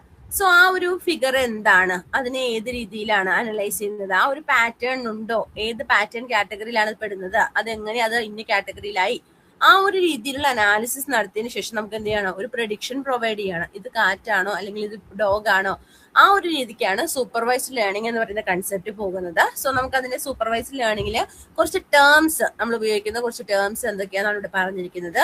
ഫീച്ചേഴ്സ് എന്താണ്, ലേബൽസ് എന്താണ്, ഡേറ്റ സെറ്റ് എന്താണ്, സൂപ്പർവൈസ്ഡ് ലേണിംഗിൽ ഉപയോഗിക്കുന്ന ഡേറ്റ സെറ്റ് എന്താണ്, ആ രീതിയിലുള്ള ഒരു ഫെമിലിയറൈസേഷൻ അല്ലെങ്കിൽ ആ ഒരു ഫസ്റ്റ് ഇതാണ് പറഞ്ഞിരിക്കുന്നത്. അവിടെ ഫസ്റ്റ് എക്സാമ്പിൾ അല്ലെങ്കിൽ ഒരു പ്രഡിക്റ്റിംഗ് സ്റ്റുഡൻസ് മാർക്ക് എന്ന് പറഞ്ഞ എക്സാമ്പിൾ വെച്ചാണ് പറഞ്ഞിരിക്കുന്നത്. അതായത് ഒരു ടീച്ചർ എന്ത് ചെയ്യണം, എത്ര സ്റ്റുഡൻസ് ഫൈനൽ എക്സാമിൽ മാർക്ക്, ആ ഒരു മാർക്ക് പ്രഡിക്ഷൻ ആണ് പറഞ്ഞിരിക്കുന്നത്. ആദ്യം എന്ത് ചെയ്യുന്നു, ആ മിസ് കുറെ 200ഓളം സ്റ്റുഡൻസിന്റെ ഡേറ്റാസ് കളക്ട് ചെയ്യുന്നു. എത്ര മണിക്കൂർ അവർ സ്പെൻഡ് ചെയ്തു പഠിക്കാൻ വേണ്ടിയിട്ട്, എത്ര ക്ലാസ്സസിൽ അവർ നല്ലപോലെ അറ്റൻഡ് ചെയ്തു, അതുപോലെ തന്നെ എന്താണ് ആ സ്റ്റുഡന്റ് മിഡ് ടേമിൽ സ്കോർ എത്രയാണ്, ഈ വക ഡീറ്റെയിൽസ് ഒക്കെ കളക്ട് ചെയ്യുന്നു. അതുപോലെ തന്നെ ഫൈനൽ എക്സാം സ്കോർ, ആ 200 കുട്ടികളുടെ ഫൈനൽ എക്സാം സ്കോർ, അതായത് ഇത്ര മണിക്കൂർ പഠിച്ച കുട്ടിക്ക്, അല്ലെങ്കിൽ ഇത്ര ക്ലാസ് അറ്റൻഡ് ചെയ്ത കുട്ടിക്ക്, അല്ലെങ്കിൽ ഇത്ര മിഡ് ടേമിൽ ഇത്ര ഉണ്ടായിരുന്ന കുട്ടിക്ക് ഫൈനൽ സ്കോർ എത്രയാണ് കിട്ടിയത് എന്നുള്ള ഒരു രീതിക്ക് ഡേറ്റാ സെറ്റിനെ കളക്ട് ചെയ്യുന്നു. ആ കളക്ട് ചെയ്ത ഡേറ്റാ സെറ്റിൽ നമ്മൾ എന്ത് ചെയ്യുന്നു, ഈ മെഷീനിന് പഠിക്കാൻ കൊടുക്കുന്നു. ഇങ്ങനെയൊക്കെയാണ്, ഇത്ര മണിക്കൂർ അവൻ സ്പെൻഡ് ചെയ്ത് കഴിഞ്ഞാൽ അവൻ ഇത്ര കാറ്റഗറി മാർക്ക് കിട്ടും, അല്ലെങ്കിൽ അവൻ ഇത്ര ക്ലാസ്സസ് ഒക്കെ അറ്റൻഡ് ചെയ്ത് അവൻ ഇത്ര മിഡ് ടേമിൽ ഇത്ര മാർക്കൊക്കെ ഉണ്ടായിരുന്നാൽ അവന് ഫൈനൽ ഔട്ട്പുട്ടിൽ ഇത്രയാണ് മാർക്ക് കിട്ടിയത്, ഫൈനൽ സ്കോർ എന്ന് പറയുന്നത് ഇത്രയാണ്. അതിനുശേഷമാണ് എന്ത് ചെയ്യുന്നത്, നമ്മളൊരു കുട്ടിയുടെ സ്റ്റഡി ടൈം കൊടുക്കുന്നതും ആ മോഡലിനെ കൊണ്ട് പ്രഡിക്ഷൻ ഒക്കെ നടത്തുന്നതും. ഇതാണ് സൂപ്പർവൈസ്ഡ് ലേണിംഗിൽ നടക്കുന്നത്. സോ നമ്മളിവിടെ എന്താണ് 3 മെഷർമെന്റ്സ് എടുത്തു. എത്ര മണിക്കൂർ പഠിച്ചു, സ്റ്റഡി അവർ, അറ്റൻഡൻസ്, അവൻ എത്ര ക്ലാസ്സുകൾ അറ്റൻഡ് ചെയ്തു, മിഡ് ടൈം സ്കോർ, അവന് മിഡ് ടൈമിൽ എത്ര മാർക്ക് ഉണ്ടായിരുന്നു. ഈ 3 എന്ന് പറയുന്നത് എന്താണ്, ഫീച്ചേഴ്സ് ആണ്. ആ സൂപ്പർവൈസ്ഡ് ലേണിംഗിന് ഉപയോഗിച്ച ഫീച്ചേഴ്സ് എന്നാണ് നമ്മൾ പറയുന്നത്. 3 മെഷർമെന്റ്സിനെ എടുത്തുകൊണ്ടാണ് നമ്മൾ എന്ത് ചെയ്തത്, ആ ഒരു പ്രഡിക്ഷൻ അല്ലെങ്കിൽ ആ ഒരു അനാലിസിസ് അല്ലെങ്കിൽ ആ ഒരു ഡേറ്റാ സെറ്റ് ഒക്കെ നടത്തിയത്. ആ ഒരു മെഷർമെന്റ്സിനെയാണ് സ്റ്റഡി ടൈം, അതുപോലെ തന്നെ ആ കുട്ടിക്ക് മിഡ് ടൈമിൽ എത്ര സ്കോർ ഉണ്ടായിരുന്നു, എത്ര ക്ലാസ് അറ്റൻഡൻസ് ഉണ്ടായിരുന്നു, ആ 3 രീതിയിലുള്ള സംഭവങ്ങളാണ് നമ്മൾ ഫീച്ചേഴ്സ് കൊണ്ട് ഉദ്ദേശിക്കുന്നത്. ഇനി ഫൈനൽ എക്സാം സ്കോർ നമ്മൾ കൊടുത്തു എന്ന് പറഞ്ഞു. ഒരു കുട്ടി 18 മണിക്കൂർ പഠിച്ചു, അവന് ഫൈനലിൽ ഇത്ര മാർക്ക് കിട്ടി. ഒരു കുട്ടിക്ക് മിഡ് ടൈമിൽ ഇത്ര മാർക്ക് ഉണ്ടായിരുന്നു, അവന് ഫൈനലിൽ ഇത്ര മാർക്ക് കിട്ടി. നമ്മൾ ഈ ഡേറ്റാ സെറ്റ് എന്തിനാണ്, ഈ ഫൈനൽ ഔട്ട്പുട്ട് ഒക്കെ എന്തിനാണ് കൊടുക്കുന്നത്, ലേൺ ചെയ്യാൻ വേണ്ടിയിട്ടാണ്. ആ ഒരു മെഷീൻ പ്രോഗ്രാമിനോട് നമ്മൾ പറയുവാണ്, ഇങ്ങനെയൊക്കെയാണ് ഒരു കുട്ടി ഇത്ര മണിക്കൂർ പഠിച്ച് അവന് ഇത്ര മാർക്ക് ഉണ്ടായിരുന്നു മിഡ് ടൈമെങ്കിൽ, അവൻ ഇത്ര ക്ലാസ് അറ്റൻഡ് ചെയ്തിട്ടുണ്ടെങ്കിൽ അവൻ ഇത്ര മാർക്ക് കിട്ടിയിട്ടുണ്ട്. സോ അതിൽ നിന്നാണ് എന്ത് ചെയ്യുന്നത്, ഈ മെഷീൻ പാറ്റേൺ കണ്ടുപിടിക്കുന്നത്. സോ ആ ഫൈനൽ എക്സാമിന്റെ സ്കോർ എന്ന് പറയുന്നത് അവിടെ ലേബൽ ആയിട്ടാണ് നമ്മൾ പറയുന്നത്. അതായത് ആ കുട്ടിയുടെ ഔട്ട്പുട്ടാണ് നമ്മളവിടെ ലേബൽ ആയിട്ട് പറയുന്നത്. സോ ഈ 200 കുട്ടികളുടെ ഡേറ്റാസ്, അതായത് ലേബൽസും ഫീച്ചേഴ്സും എല്ലാം കൂടെ ചേരുന്നതിനാണ് നമ്മൾ എന്ത് വിളിക്കുന്നത്, ഡേറ്റാ സെറ്റ് എന്ന് വിളിക്കുന്നത്. ഡേറ്റാ സെറ്റിലാണ് എപ്പോഴും നമ്മുടെ മെഷീൻ എന്ത് ചെയ്യുന്നത്, ലേൺ ചെയ്യുന്നത് അല്ലെങ്കിൽ ട്രെയിനിങ് ചെയ്യുന്നത്. സോ ആ ഒരു കൺസെപ്റ്റ് ആണ് ഇവിടെ പറയുന്നത്. നമ്മളവിടെ ഉപയോഗിച്ച ഫീച്ചേഴ്സ് അല്ലെങ്കിൽ ലേബൽസ് അല്ലെങ്കിൽ ഡേറ്റാ സെറ്റ്, ആ ഒരു കീ ടെർമിനോളജീസ് എന്തൊക്കെയാണെന്നാണ് ഇവിടെ പറയുന്നത്. ഫീച്ചർ എന്ന് പറഞ്ഞാൽ ഒന്നുമില്ല, നമ്മളൊരു മെഷറബിൾ പ്രോപ്പർട്ടിയാണ്. അതായത് നമുക്ക് എന്തെങ്കിലും പ്രഡിക്ഷൻ ഒക്കെ നടത്താൻ വേണ്ടി നമ്മൾ ഇൻപുട്ട് ആയിട്ട് സ്വീകരിക്കുന്ന എന്തിനേയും നമ്മൾ എന്ത് ചെയ്യും, ഫീച്ചർ അല്ലെങ്കിൽ ഇൻപുട്ട് എന്ന് വിളിക്കും. അതൊരു വെക്ടർ ആയിട്ടാണ് റെപ്രസെന്റ് ചെയ്യുന്നത്. വെക്ടർ റെപ്രസെന്റേഷൻ എന്ന് ചോദിച്ചു കഴിഞ്ഞാൽ ഇപ്പൊ ഒരു കുട്ടിയുടെ സ്റ്റഡി ടൈം, ഒരു കുട്ടിയുടെ ഇപ്പൊ 200 കുട്ടികളുടെ ഡീറ്റെയിൽസ് ആണ് നമ്മൾ കൊടുത്തത്. അപ്പൊ ഒരു കുട്ടിയുടെ ഡീറ്റെയിൽസ് നമ്മൾ എക്സ് എന്ന കാറ്റഗറിയിൽ കൊടുക്കുന്നു, അടുത്ത കുട്ടിയുടെ ഡീറ്റെയിൽസ് വൈ കാറ്റഗറി കൊടുക്കുന്നു. അങ്ങനെ ഓരോ കുട്ടിയുടെ ഡീറ്റെയിൽസ്, ഇപ്പൊ സ്റ്റഡി ടൈം, ആ കുട്ടിയുടെ ക്ലാസ് അറ്റൻഡ് ചെയ്ത ഡേയ്സ് അല്ലെങ്കിൽ ആ കുട്ടിയുടെ മിഡ് ടൈം സ്കോർ, ഇതൊക്കെ നമ്മൾ എന്ത് ചെയ്യുന്നു, ഒരു വെക്ടേഴ്സ് ആയിട്ട് കൊടുക്കുന്നു. ഇനി ലേബൽ അല്ലെങ്കിൽ ടാർഗറ്റ് അല്ലെങ്കിൽ ഔട്ട്പുട്ട് എന്ന് പറഞ്ഞു കഴിഞ്ഞാൽ ആ കറക്റ്റ് ആൻസർ, അതായത് 18 മണിക്കൂർ പഠിച്ച കുട്ടിക്ക് ഇത്ര മാർക്കാണ് കിട്ടിയത്. ആ കിട്ടിയ മാർക്ക് അല്ലെങ്കിൽ ആ ഒരു ടാർഗറ്റ്, ആ ഒരു ഫൈനൽ മാർക്കിനെയാണ് അല്ലെങ്കിൽ ഫൈനൽ ഔട്ട്പുട്ടിനാണ് നമ്മൾ വിളിക്കുന്നത് ലേബൽ അല്ലെങ്കിൽ ടാർഗറ്റ് എന്നൊക്കെ വിളിക്കുന്നത്. ഇത് നമ്മൾ ട്രെയിനിങ് എക്സാമ്പിളായിട്ട് കൊടുക്കുന്ന സമയത്ത് എപ്പോഴും പെയേഴ്സ് ആയിട്ടായിരിക്കും കൊടുക്കുന്നത്. അതായത് ഒരു ഇൻപുട്ട് കൊടുക്കുമ്പോൾ ഇന്ന ഔട്ട്പുട്ടാണ് കിട്ടുന്നത്. 18 മണിക്കൂർ പഠിച്ചു, 4 ക്ലാസ്സുകളിൽ കയറി ആ കുട്ടി, പിന്നെന്താണ് മിഡ് ടേമിന് 50 മാർക്ക് ഉണ്ടായിരുന്നു.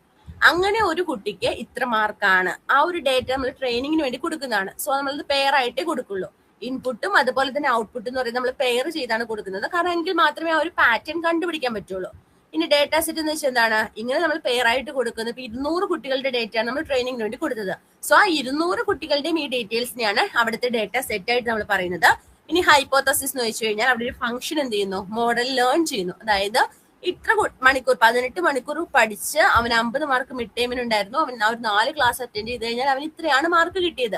സോ അതിൽ നിന്ന് എന്തൊക്കെ കൺസിഡർ ചെയ്യാം, അല്ലെങ്കിൽ എങ്ങനെ ഒരു പാറ്റേൺ കണ്ടുപിടിക്കാം, അല്ലെങ്കിൽ എങ്ങനെ ഒരു ഹൈപ്പോത്തസിസ്, ഒരു ഫംഗ്ഷൻ എങ്ങനെ ക്രിയേറ്റ് ചെയ്യാം എന്നത് ആ മെഷീൻ ഇറ്റ്സെൽഫ് എന്ത് ചെയ്യണം, ക്രിയേറ്റ് ചെയ്യുന്ന പ്രോസസ്സാണ് അവിടെ നടക്കുന്നത്.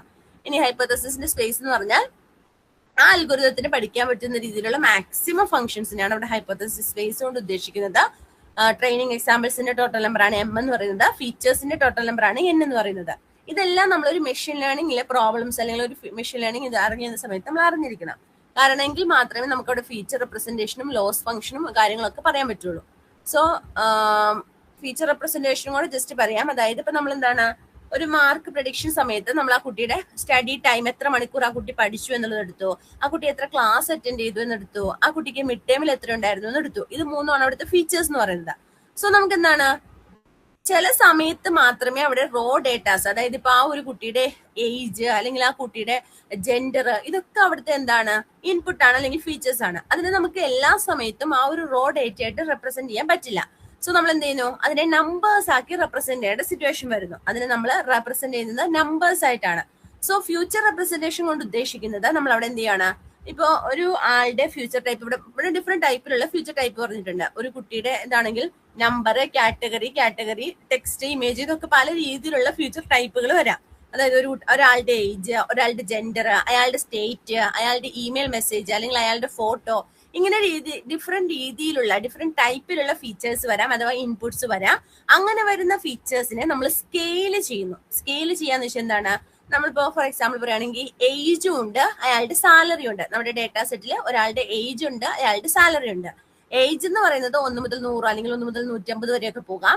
സാലറി എന്ന് പറയുന്നത് 10,000 മുതൽ 1,00,000 രൂപയൊക്കെ വരാം. സോ അത് രണ്ടും എന്താണ്, ആ രണ്ട് ഫീച്ചേഴ്സും നമ്മൾ റെപ്രസെന്റ് ചെയ്തിരിക്കുന്നത് രണ്ട് ഡിഫറെന്റ് ആയിട്ടുള്ള കാറ്റഗറീസിലാണ്. ഒരാൾ 1 to 100 റേഞ്ച് കിടക്കുന്നു, ഒരാൾ 10,000 മുതൽ 1,00,000 രൂപ വരെ കിടക്കുന്നു. സോ നമ്മൾ അങ്ങനെ ഒരു ഗ്രാഫ് ഒക്കെ വരയ്ക്കാൻ നോക്കിക്കഴിഞ്ഞാൽ നമുക്ക് എന്താണ്, വളരെയധികം ബുദ്ധിമുട്ടായിരിക്കും, സ്കെയിലിംഗ് ഈക്വൽ അല്ല എങ്കിൽ.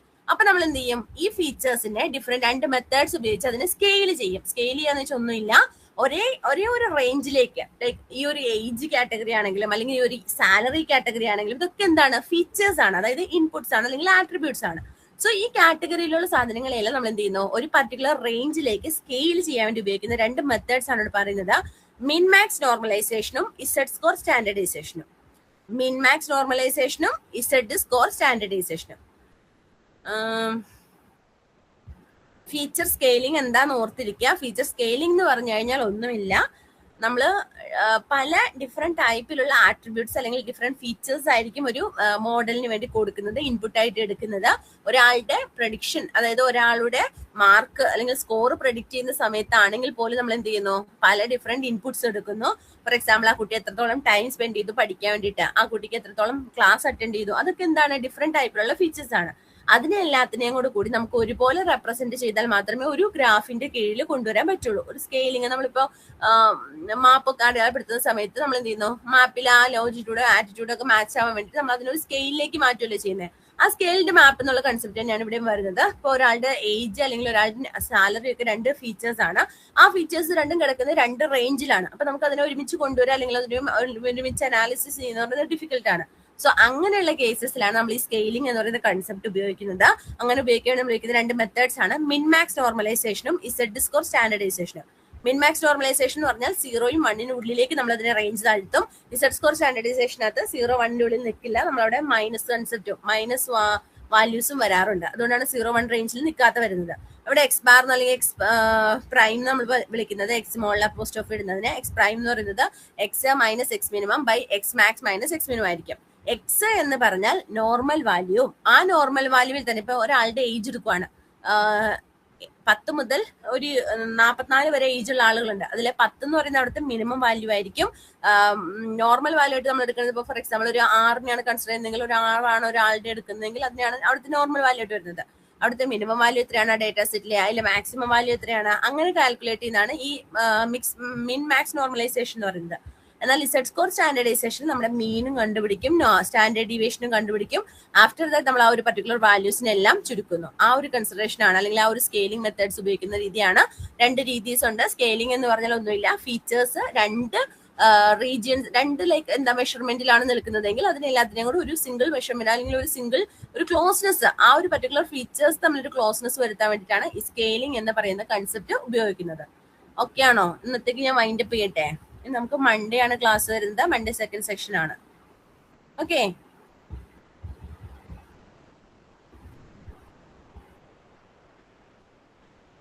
വായിച്ചു നോക്കണം കേട്ടോ. മെഷീൻ ലേണിംഗ് നല്ലതുപോലെ ടെക്സ്റ്റ് ബുക്ക് ഞാൻ ഇട്ടിട്ടുണ്ട്, അത് വായിച്ചു നോക്കുക. ഒത്തിരി ടഫ് ഒന്നും അല്ല, ചുമ്മാ വായിച്ചു നോക്കിയാൽ എക്സാമ്പിൾസ് പഠിച്ചു വെച്ച് കഴിഞ്ഞാൽ ഈസി ആയിട്ട് മെഷീൻ ലേണിംഗ് ജയിക്കാം. പിന്നെ ആ ഒരു പ്രോബ്ലം അല്ലെങ്കിൽ ആ ഒരു ഫോർമുലാസ് വരുന്നുണ്ട്. ആ ഫോർമുലാസ് വരുന്നുണ്ടെങ്കിൽ എല്ലാത്തിലും എന്താണ് കാൽക്കുലേഷന് കാര്യങ്ങളൊന്നുമില്ല, ജസ്റ്റ് ആ ഫോർമുല പറഞ്ഞു പോകുന്നുണ്ടെന്ന് മാത്രമേ ഉള്ളൂ. Okay, thank you.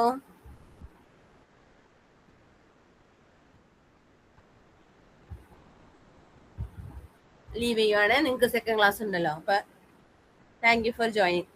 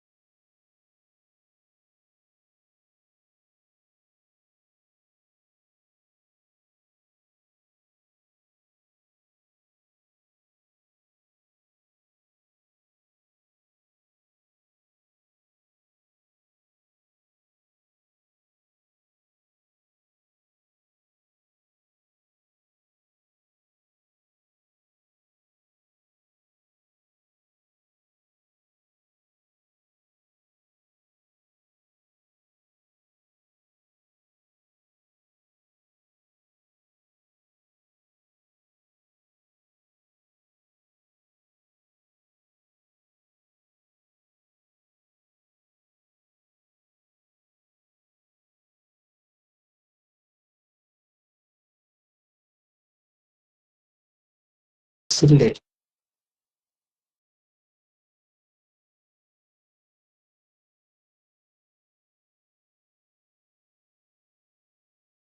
ഓ ജിഗിൽ ആ കേൾക്കുന്നുണ്ടോ? കേൾക്കുന്നുണ്ട്. എന്താ ചോദിച്ചേ? അല്ല, ക്ലാസ്സിലെ അറിയില്ല കേട്ടോ. ഓക്കെ. എന്നിട്ട് റിസൾട്ട് വന്നോ? അറിയില്ല, ഞാൻ നോക്കില്ല. ഓക്കെ.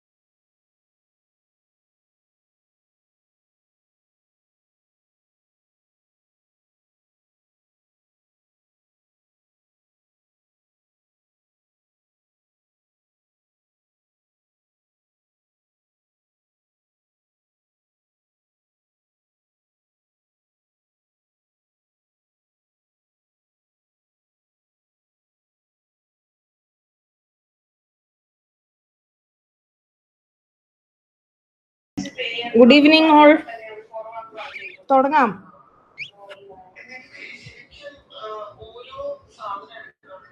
അറ്റൻഡൻസ് ഒന്ന് ആദ്യം എടുക്കട്ടെ.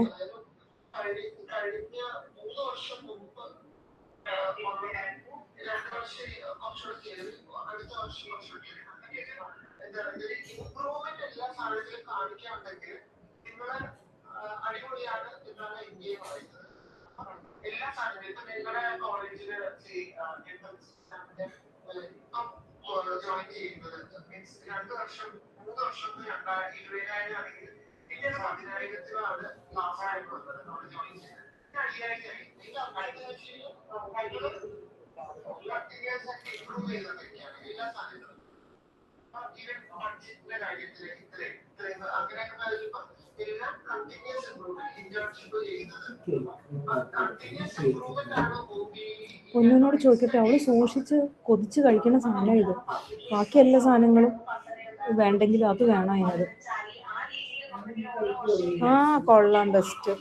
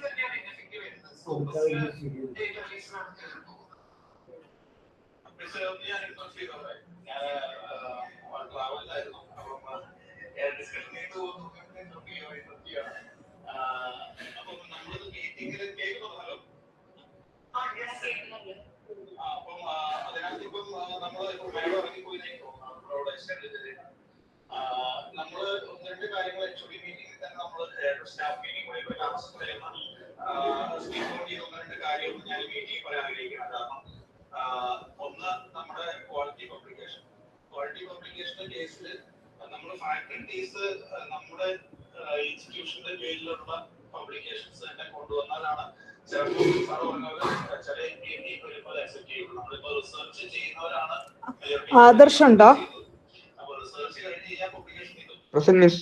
Ajay Kumar, Ajmal, Akhil, Amal, Aparna, Present, ma'am. Arya, Present, ma'am. Present, ma'am. Clint, Geethu, Present, miss. Imtiaz, present miss. Jigil, present ma'am. Keerthana, Keerthana, Keerthana, Mahesh, Irfan,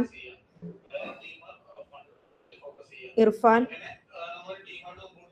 Irfan, Irfan, Ilyas, Ilyas, Pradeep, Rajesh, Rakesh, Sharath, Sarath,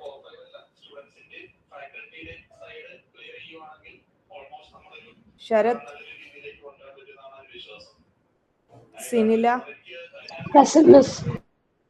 Soumya, Present, ma'am. Sujin, Sumod, Vaishnavi, Present, miss. Yusuf.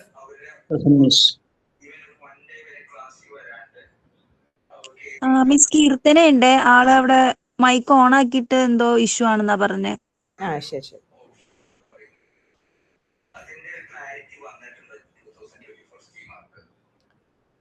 ബാക്ക്ഗ്രൗണ്ടിൽ ഇത് നോക്കണ്ട കേട്ടോ, അവിടെ മീറ്റിംഗ് നടക്കുക. അപ്പൊ ഞാൻ അതിൻ്റെ ഇടയിൽ ജസ്റ്റ് ഒന്ന് ഓൺ ആക്കി ഇട്ടേക്കുവാണേ. ഞാനിപ്പോ സ്ക്രീൻ ഷെയർ ചെയ്യാം.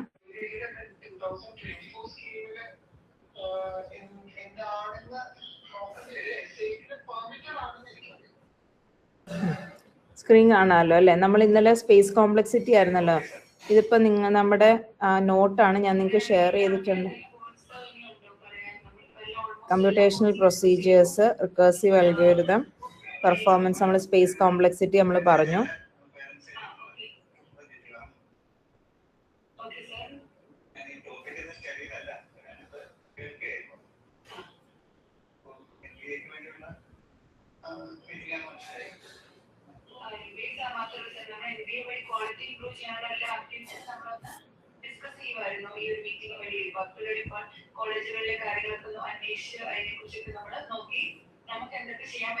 ഓക്കെ, അപ്പോൾ ടൈം കോംപ്ലക്സിറ്റി, സ്പേസ് കോംപ്ലക്സിറ്റി,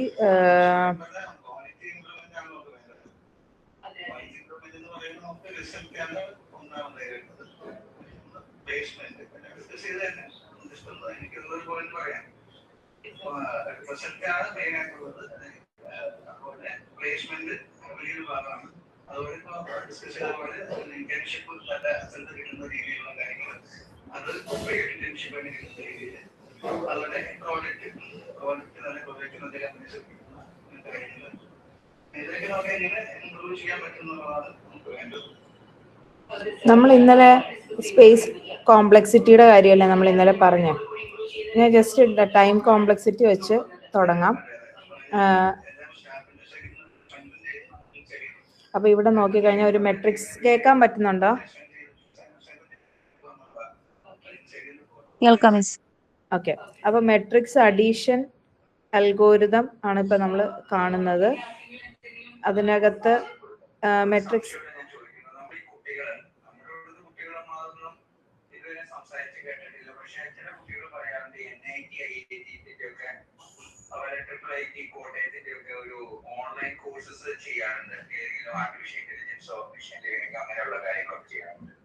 അതിന് നമുക്ക് ഈ സ്വയം അല്ലെങ്കിൽ മറ്റേ ഏതെങ്കിലും ഇന്റേൺഷിപ്പുകളോ, അതായത് പഠിച്ചുകൊണ്ടിരിക്കുമ്പോൾ തന്നെ അവർ ചെയ്യുന്ന കാര്യങ്ങളാണത്. അതിന് എന്തെങ്കിലും importance MBA നമുക്കുണ്ടോ? MNA-BC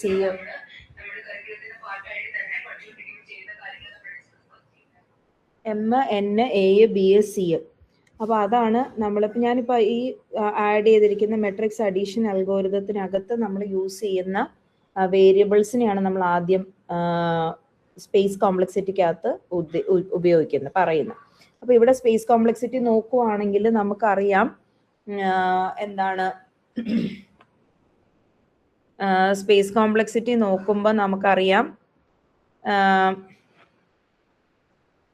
space complexity നോക്കുമ്പോൾ നമുക്ക് അറിയാൻ പറ്റുന്ന എന്താണ്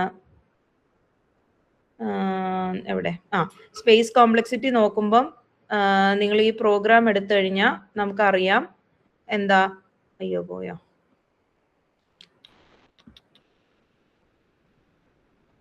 ഒരു മിനിറ്റ് സ്പേസ് കോംപ്ലക്സിറ്റി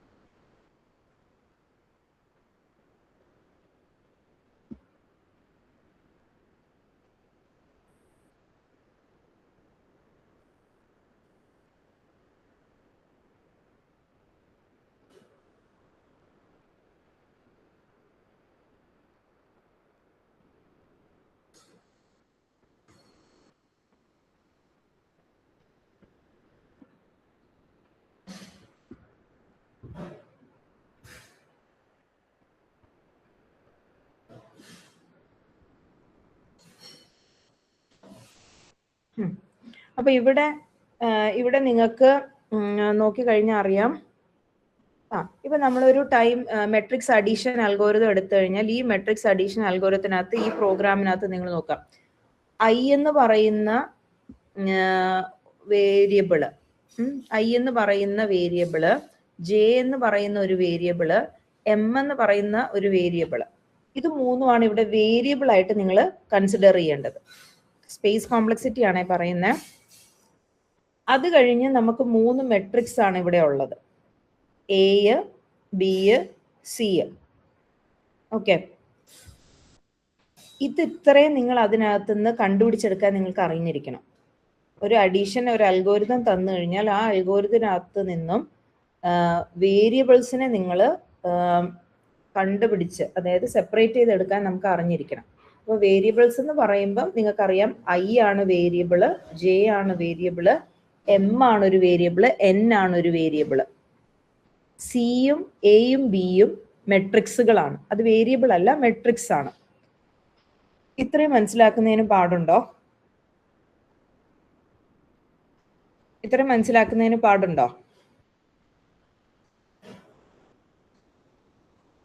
അറിയാമോ?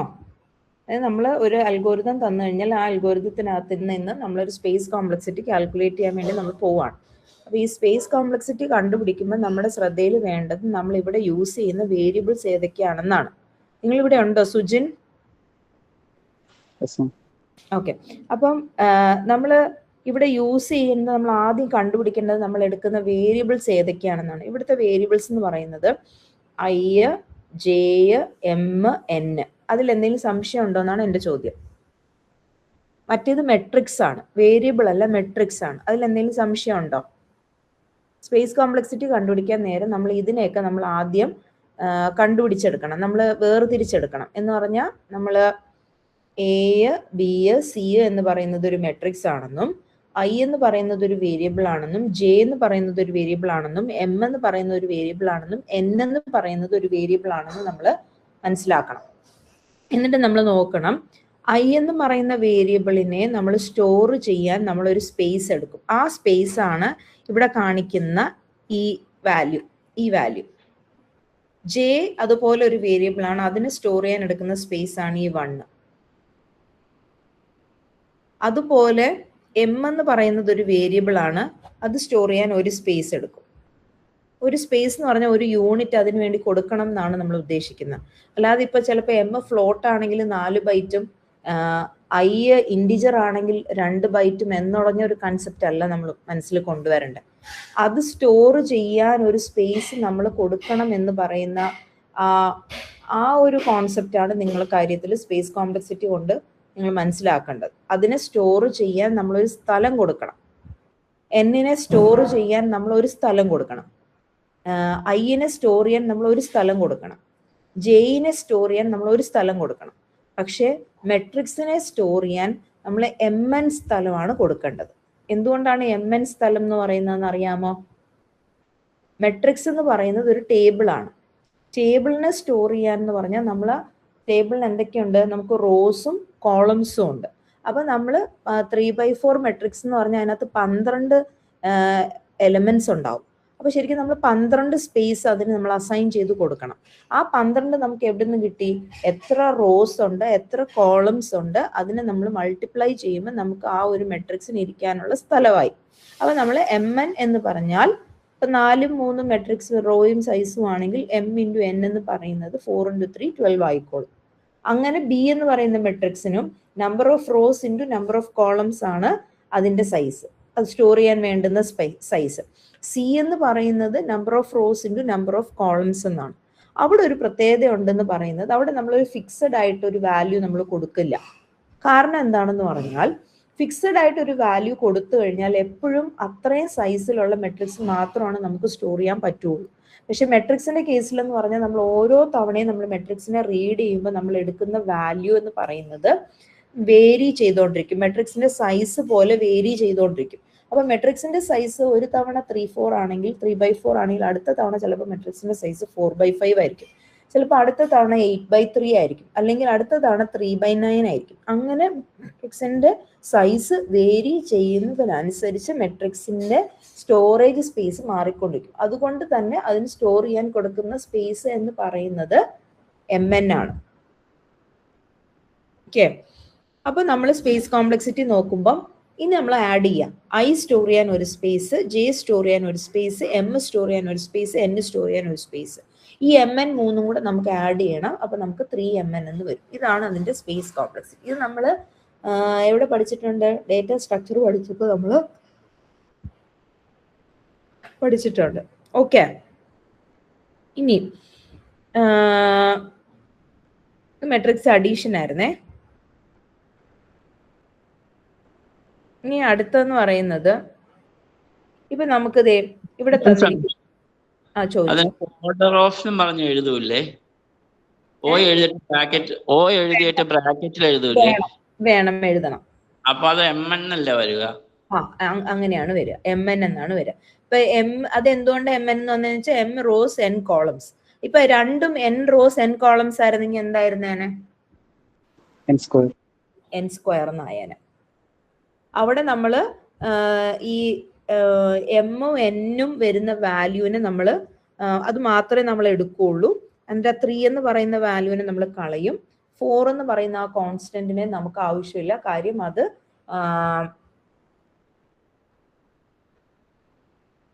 കോംപ്ലക്സിറ്റിക്ക് അത് ആഡ് ഓൺ ചെയ്യില്ല. അങ്ങനെയാണെങ്കിൽ സ്പേസ് കോംപ്ലക്സിറ്റി കണ്ടുപിടിച്ചു എങ്ങനെയാണെങ്കിൽ ടൈം കോംപ്ലക്സിറ്റി എങ്ങനെയാണ് കാൽക്കുലേറ്റ് ചെയ്യുന്നതെന്ന് പറയാം. അതായത് നമ്മൾ ഇപ്പൊ ഇതിനെ കുറച്ച് ഡീറ്റെയിൽ ചെയ്ത് ഇവിടെ എഴുതിയിട്ടിരിക്കുകയാണ്. ഇവിടെ കൊടുത്തിരിക്കുകയാണ് step execution, frequency count, total frequency count ആയിട്ട് 3 ആയിട്ട് ഡിവൈഡ് ചെയ്തിരിക്കും. ഇപ്പൊ ഇത് 3 നിങ്ങൾ പരീക്ഷയ്ക്ക് എഴുതണമെന്ന് നിർബന്ധമില്ല, but this is for your understanding. അപ്പൊ നമ്മൾ പറയുവാണ് അൽഗോരിതത്തിന്റെ ആദ്യത്തെ കോളത്തിൽ പറയുന്നത് ആ ലൈനിനെ നമ്മൾ കൺസിഡർ ചെയ്യില്ല, അതിനൊരു എക്സിക്യൂഷൻ സ്റ്റെപ്പായിട്ട് കൺസിഡർ ചെയ്യുന്നില്ല. ഏത്? അൽഗോരിതത്തിന്റെ പേര്. അത് കഴിഞ്ഞ് ഓപ്പണിംഗ് ബ്രാക്കറ്റിന് നമ്മൾ കൺസിഡർ ചെയ്യുന്നില്ല, അതുകൊണ്ട് അത് 0. അത് കഴിഞ്ഞ് ഫോർ ലൂപ്പിന് നമ്മൾ ഒരു സ്പേസ് നമ്മൾ കൊടുക്കും, ജെക്ക് നമ്മൾ ഒരു യൂണിറ്റ് കൊടുക്കും, പിന്നെ CIJക്ക് നമ്മൾ ഒരു യൂണിറ്റ് കൊടുക്കും. ഓക്കെ, അപ്പൊ അങ്ങനെ വരുമ്പോൾ നമുക്ക് 3 യൂണിറ്റ്സ് ആയി. അപ്പൊ അതാണ് 0 0 1 1 1 കൊണ്ട് ഉദ്ദേശിക്കുന്നത്. ഇവിടെ കൊടുത്തിരിക്കുന്ന 0 1 1 1 എന്ന് പറയുന്നത് സ്റ്റെപ്പ്, അതായത് ഈ 0 എന്ന് പറയുന്നതിന്റെ അർത്ഥം ഈ അൽഗോരിതത്തിന്റെ പേരിനെ നമ്മൾ ടൈം കോംപ്ലക്സിറ്റിയിലോട്ട് കൺസിഡർ ചെയ്യില്ല. അതുപോലെ അൽഗോരിതം സ്റ്റാർട്ട് ചെയ്യുന്ന സ്ഥലത്തുള്ള സ്പേസ് നമ്മൾ കൺസിഡർ ചെയ്യുന്നില്ല. അതുപോലെ നമ്മൾ ഐയുടെ വാല്യൂ നമ്മൾ 1 ആയിട്ട് നമ്മൾ എടുക്കും, കാര്യം ആ ഫോർ ലൂപ്പ് ഒരു പ്രാവശ്യം എക്സിക്യൂട്ട് ചെയ്യും. ജെയുടെ കേസിലും ഫോർ ലൂപ്പ് ഒരു പ്രാവശ്യം എക്സിക്യൂട്ട് ചെയ്യും. ഇനി CIJ is equal to CIJ plus BIJ എന്ന് പറയുന്നത് ഒരു പ്രാവശ്യം എക്സിക്യൂട്ട് ചെയ്യും. ഒരു പ്രാവശ്യം എന്ന് വെച്ചാൽ ദാറ്റ് ഈസ് എക്സിക്യൂട്ടഡ് എന്നാണ് ഉദ്ദേശിക്കുന്നത്. ആ ലൈൻ എക്സിക്യൂഷനിൽ കൗണ്ട് ചെയ്യും, അതുകൊണ്ടാണ് അതിനെ അവിടെ 1 എന്ന് കൊടുത്തിരിക്കുന്നത്. അത് കഴിഞ്ഞ് ക്ലോസിംഗ് ബ്രാക്കറ്റിന് നമ്മൾ 0 ആണ് ഇടുന്നത്. അതിൻ്റെ അർത്ഥം അത് കൺസിഡർ ചെയ്യുന്നില്ല എന്നാണ് അതിൻ്റെ അർത്ഥം. ഇനി നമ്മൾ അടുത്ത കോളത്തിലേക്ക് പോകും. അവിടെ ഫ്രീക്വൻസി കൗണ്ട് എന്ന് പറയുന്ന ഒരു കാര്യമാണ് പറയുന്നത്. എന്താണ് ഫ്രീക്വൻസി കൗണ്ടിൽ പറയുന്നത്? എത്ര പ്രാവശ്യം ഒരു ലൈൻ എക്സിക്യൂട്ട് ചെയ്യും എന്നുള്ളതാണ് ഫ്രീക്വൻസി കൗണ്ടിൽ പറയുന്നത്. എത്ര പ്രാവശ്യം ആ ലൈൻ കൗണ്ട് ചെയ്യപ്പെടും എന്നുള്ളതാണ് ഫ്രീക്വൻസി കൗണ്ടിൽ പറയുന്നത്. അപ്പം അവിടെ ആദ്യത്തെ ലൈൻ എന്ന് പറയുന്നത് പ്രോഗ്രാമിന്റെ പേര് വരുന്ന ലൈന് ഫ്രീക്വൻസി കൗണ്ട് എന്ന് പറയുന്നത് 0 ആണ്. അത് കൺസിഡർ ചെയ്യാത്തതുകൊണ്ട്. അതുപോലെ അടുത്ത ലൈനും 0-യിലാണ് വരുന്നത്. ഇനി വരുന്ന ലൈൻ നോക്കിക്കേ, I = 1 to m. നിങ്ങൾ ഡേറ്റ സ്ട്രക്ചറിൽ പഠിച്ചതാലോ. എന്തുകൊണ്ടാണ് അവിടുത്തെ ഫ്രീക്വൻസി കൗണ്ട് m+1 ആയതെന്ന് ആർക്കെങ്കിലും ഓർമ്മയുണ്ടെങ്കിൽ പറയാവോ?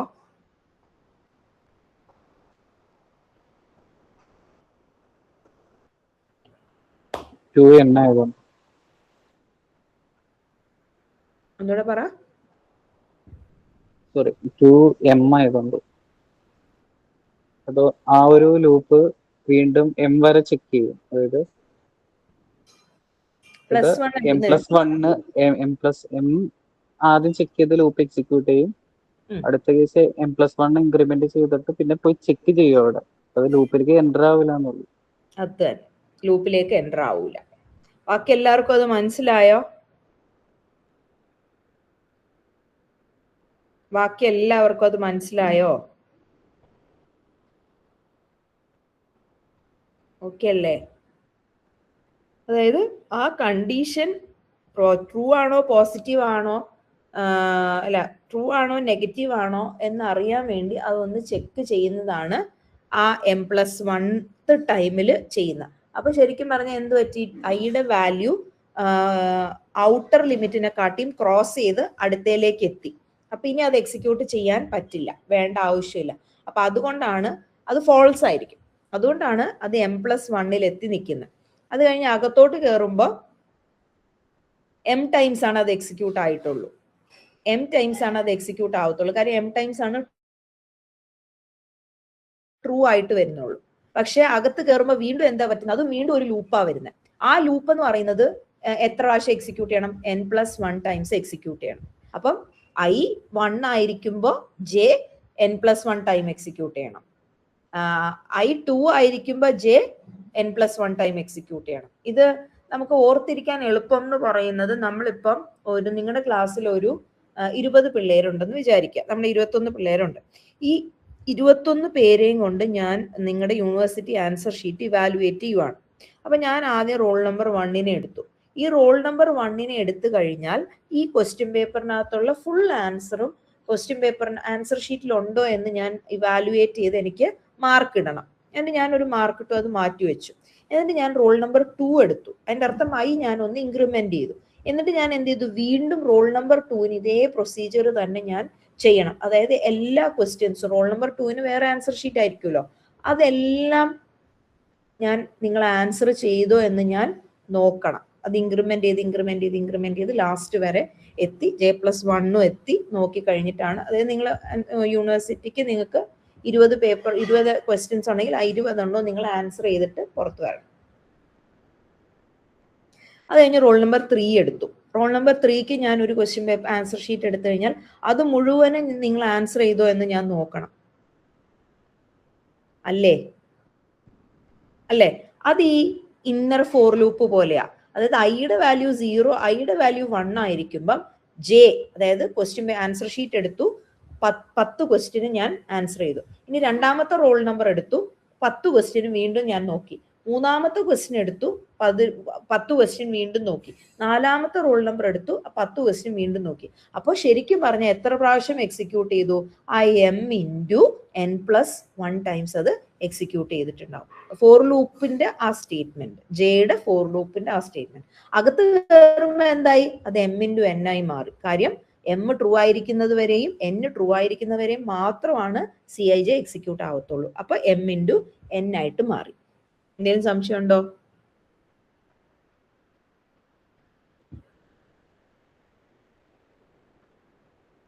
എന്തെങ്കിലും സംശയമുണ്ടോ പിള്ളേരെ?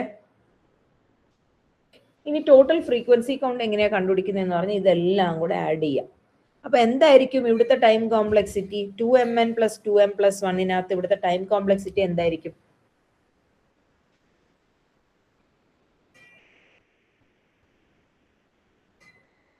What is the time complexity here?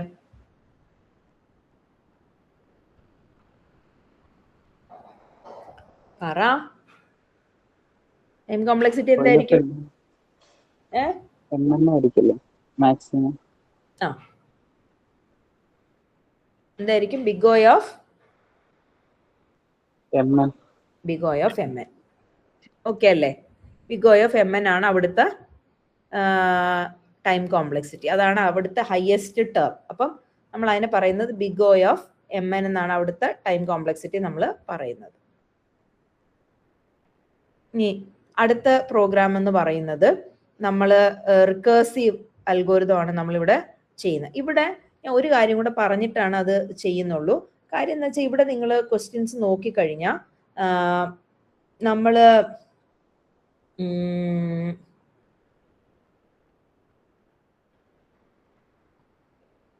ഒരു മിനിറ്റ്,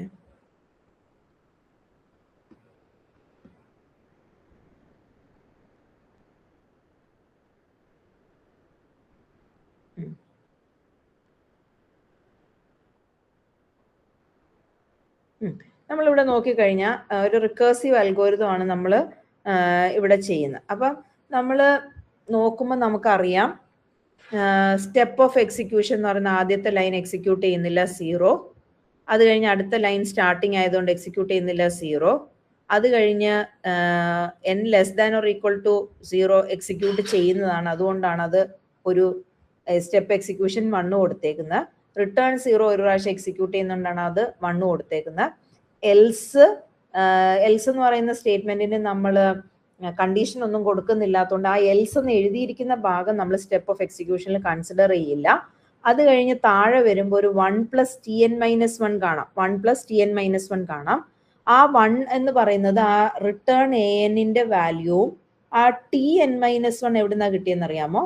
ആ Tn-1 കിട്ടിയെന്ന് പറയുന്നത് ആ ആർസം എന്ന് പറയുന്ന വാല്യൂ റിക്കേഴ്സീവ് ആയിട്ട് വിളിക്കുമ്പോൾ നമുക്ക് മനസ്സിലാക്കണം ആ n എന്ന് പറയുന്ന വാല്യൂ n-1 എന്ന് പറയുന്ന വാല്യൂയുടെ ആൻസർ കിട്ടിയാലാണ് കിട്ടുള്ളൂ. അതാണ് ആ n-1 അവിടെ കൊടുത്തിരിക്കുന്നത്. ഇപ്പൊ ഫാക്ടോറിയൽ ചെയ്യുമ്പോൾ ചെയ്യുന്ന പോലെ ഫാക്ടോറിയൽ നമ്മൾ സോൾവ് ചെയ്യണമെങ്കിൽ 5 ഫാക്ടോറിയൽ കണ്ടുപിടിക്കണമെങ്കിൽ ആദ്യം നമ്മൾ 5 × 4 ഫാക്ടോറിയൽ ചെയ്യും, 4 × 3 ഫാക്ടോറിയൽ ചെയ്യും, 3 × 2 ഫാക്ടോറിയൽ ചെയ്യും, 2 × 1 ഫാക്ടോറിയൽ ചെയ്യും. അതിന്റെ അർത്ഥം ഓരോ തവണയും നമ്മൾ ഒന്ന് കുറച്ച് കൊണ്ടുവരും എന്നാണ് ആ പറയുന്നത്. അപ്പം അതിന്റെ അർത്ഥം n is depending upon n-1 value. അപ്പൊ അവിടെ n-1 ആയി, n-2 ആയി, n-3 ആയി, അങ്ങനെ അത് താഴത്തേക്ക് പൊക്കോണ്ടിരിക്കുകയാണ്. അപ്പൊ ആ n-1 ആണ് ഇവിടെ കാണിച്ചിരിക്കുന്ന ഈ Tn-1. ഈ Tn-1 എന്ന് പറയുന്നത് n-ന്റെ വാല്യൂ കിട്ടണമെങ്കിൽ n-1ന്റെ വാല്യൂ നമ്മൾ വാങ്ങിച്ചിരിക്കണം. അപ്പൊ 1 + Tn-1 എന്ന് പറയുന്നതാണ് അവിടുത്തെ ടൈം കോംപ്ലക്സിറ്റി. ആ 1 എന്ന് പറയുന്നത് എന്താണെന്നറിയാമോ? ഈ അത് ചെയ്യാൻ വേണ്ടി നമ്മൾ എടുക്കുന്ന ഒരു കോൺസ്റ്റന്റ് ടൈമിനെയാണ് ആ 1 എന്ന് പറയുന്നത്. ഒരു വർക്ക് അവിടെ നടന്നിട്ടുണ്ടായിരിക്കുമല്ലോ, ആ വർക്കിനെയാണ് നമ്മൾ 1 കൊണ്ട് ചെയ്യുന്ന. ആ കോൺസ്റ്റന്റ് വർക്കിന് നമ്മൾ കൊടുക്കുന്ന വാല്യൂ ആണ് 1 എന്ന് പറയുന്നത്. ഇത്രയും ക്ലിയർ ആണോ? സ്റ്റെപ്പ് എക്സിക്യൂഷനിൽ അത്രയും ക്ലിയർ ആണോ? എന്തെങ്കിലും സംശയം ഉണ്ടോ?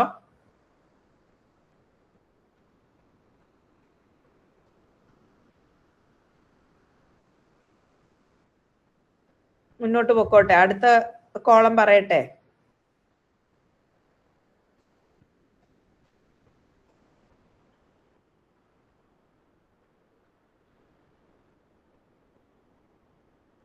എന്തെങ്കിലും സംശയം ഉണ്ടോ അവിടെ? സൗമ്യ, ക്ലിൻറ്റ്, സിനില, എന്തെങ്കിലും സംശയം ഉണ്ടോ നിങ്ങക്ക്?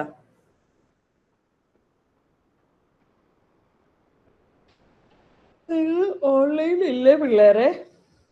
ഞാൻ ഈ വീഡിയോ ഓൺ ആക്കിയിരിക്കുന്ന എനിക്ക് ഉറക്കം വരാതിരിക്കാൻ വേണ്ടി ഇങ്ങനെ ഒറ്റ അടിക്കിനെ പറഞ്ഞുകൊണ്ടിരിക്കുമ്പോൾ നമുക്ക് ഉറക്കം വരും. നിങ്ങൾ വർത്താനം പറയാതിരുന്ന നിങ്ങൾ 1-2 പേര് വീഡിയോ ഒക്കെ ഓൺ ആക്കി ഇടുക. അപ്പൊ എനിക്ക് കാണുകയും ചെയ്യാമല്ലോ നിങ്ങളെ. എന്താ പറയണു?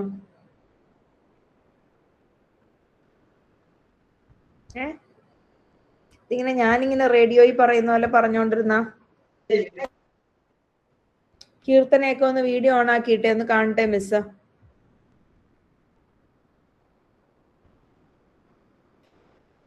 നമുക്ക് കുറച്ചു നേരം കണ്ടോണ്ടൊക്കെ പഠിക്കാം, എന്നാലല്ലേ ഒരു രസമൊക്കെ ഉള്ളൂ. നിങ്ങളിങ്ങനെ എപ്പോഴെങ്കിലും മുഖമൊക്കെ കണ്ടില്ലേ ഞാൻ മുഖമൊക്കെ മറന്നു പോകും.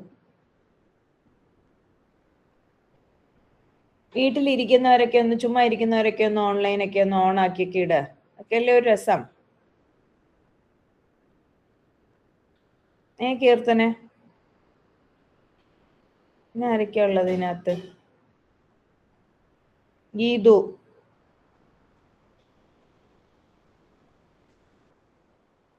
സിന്നില,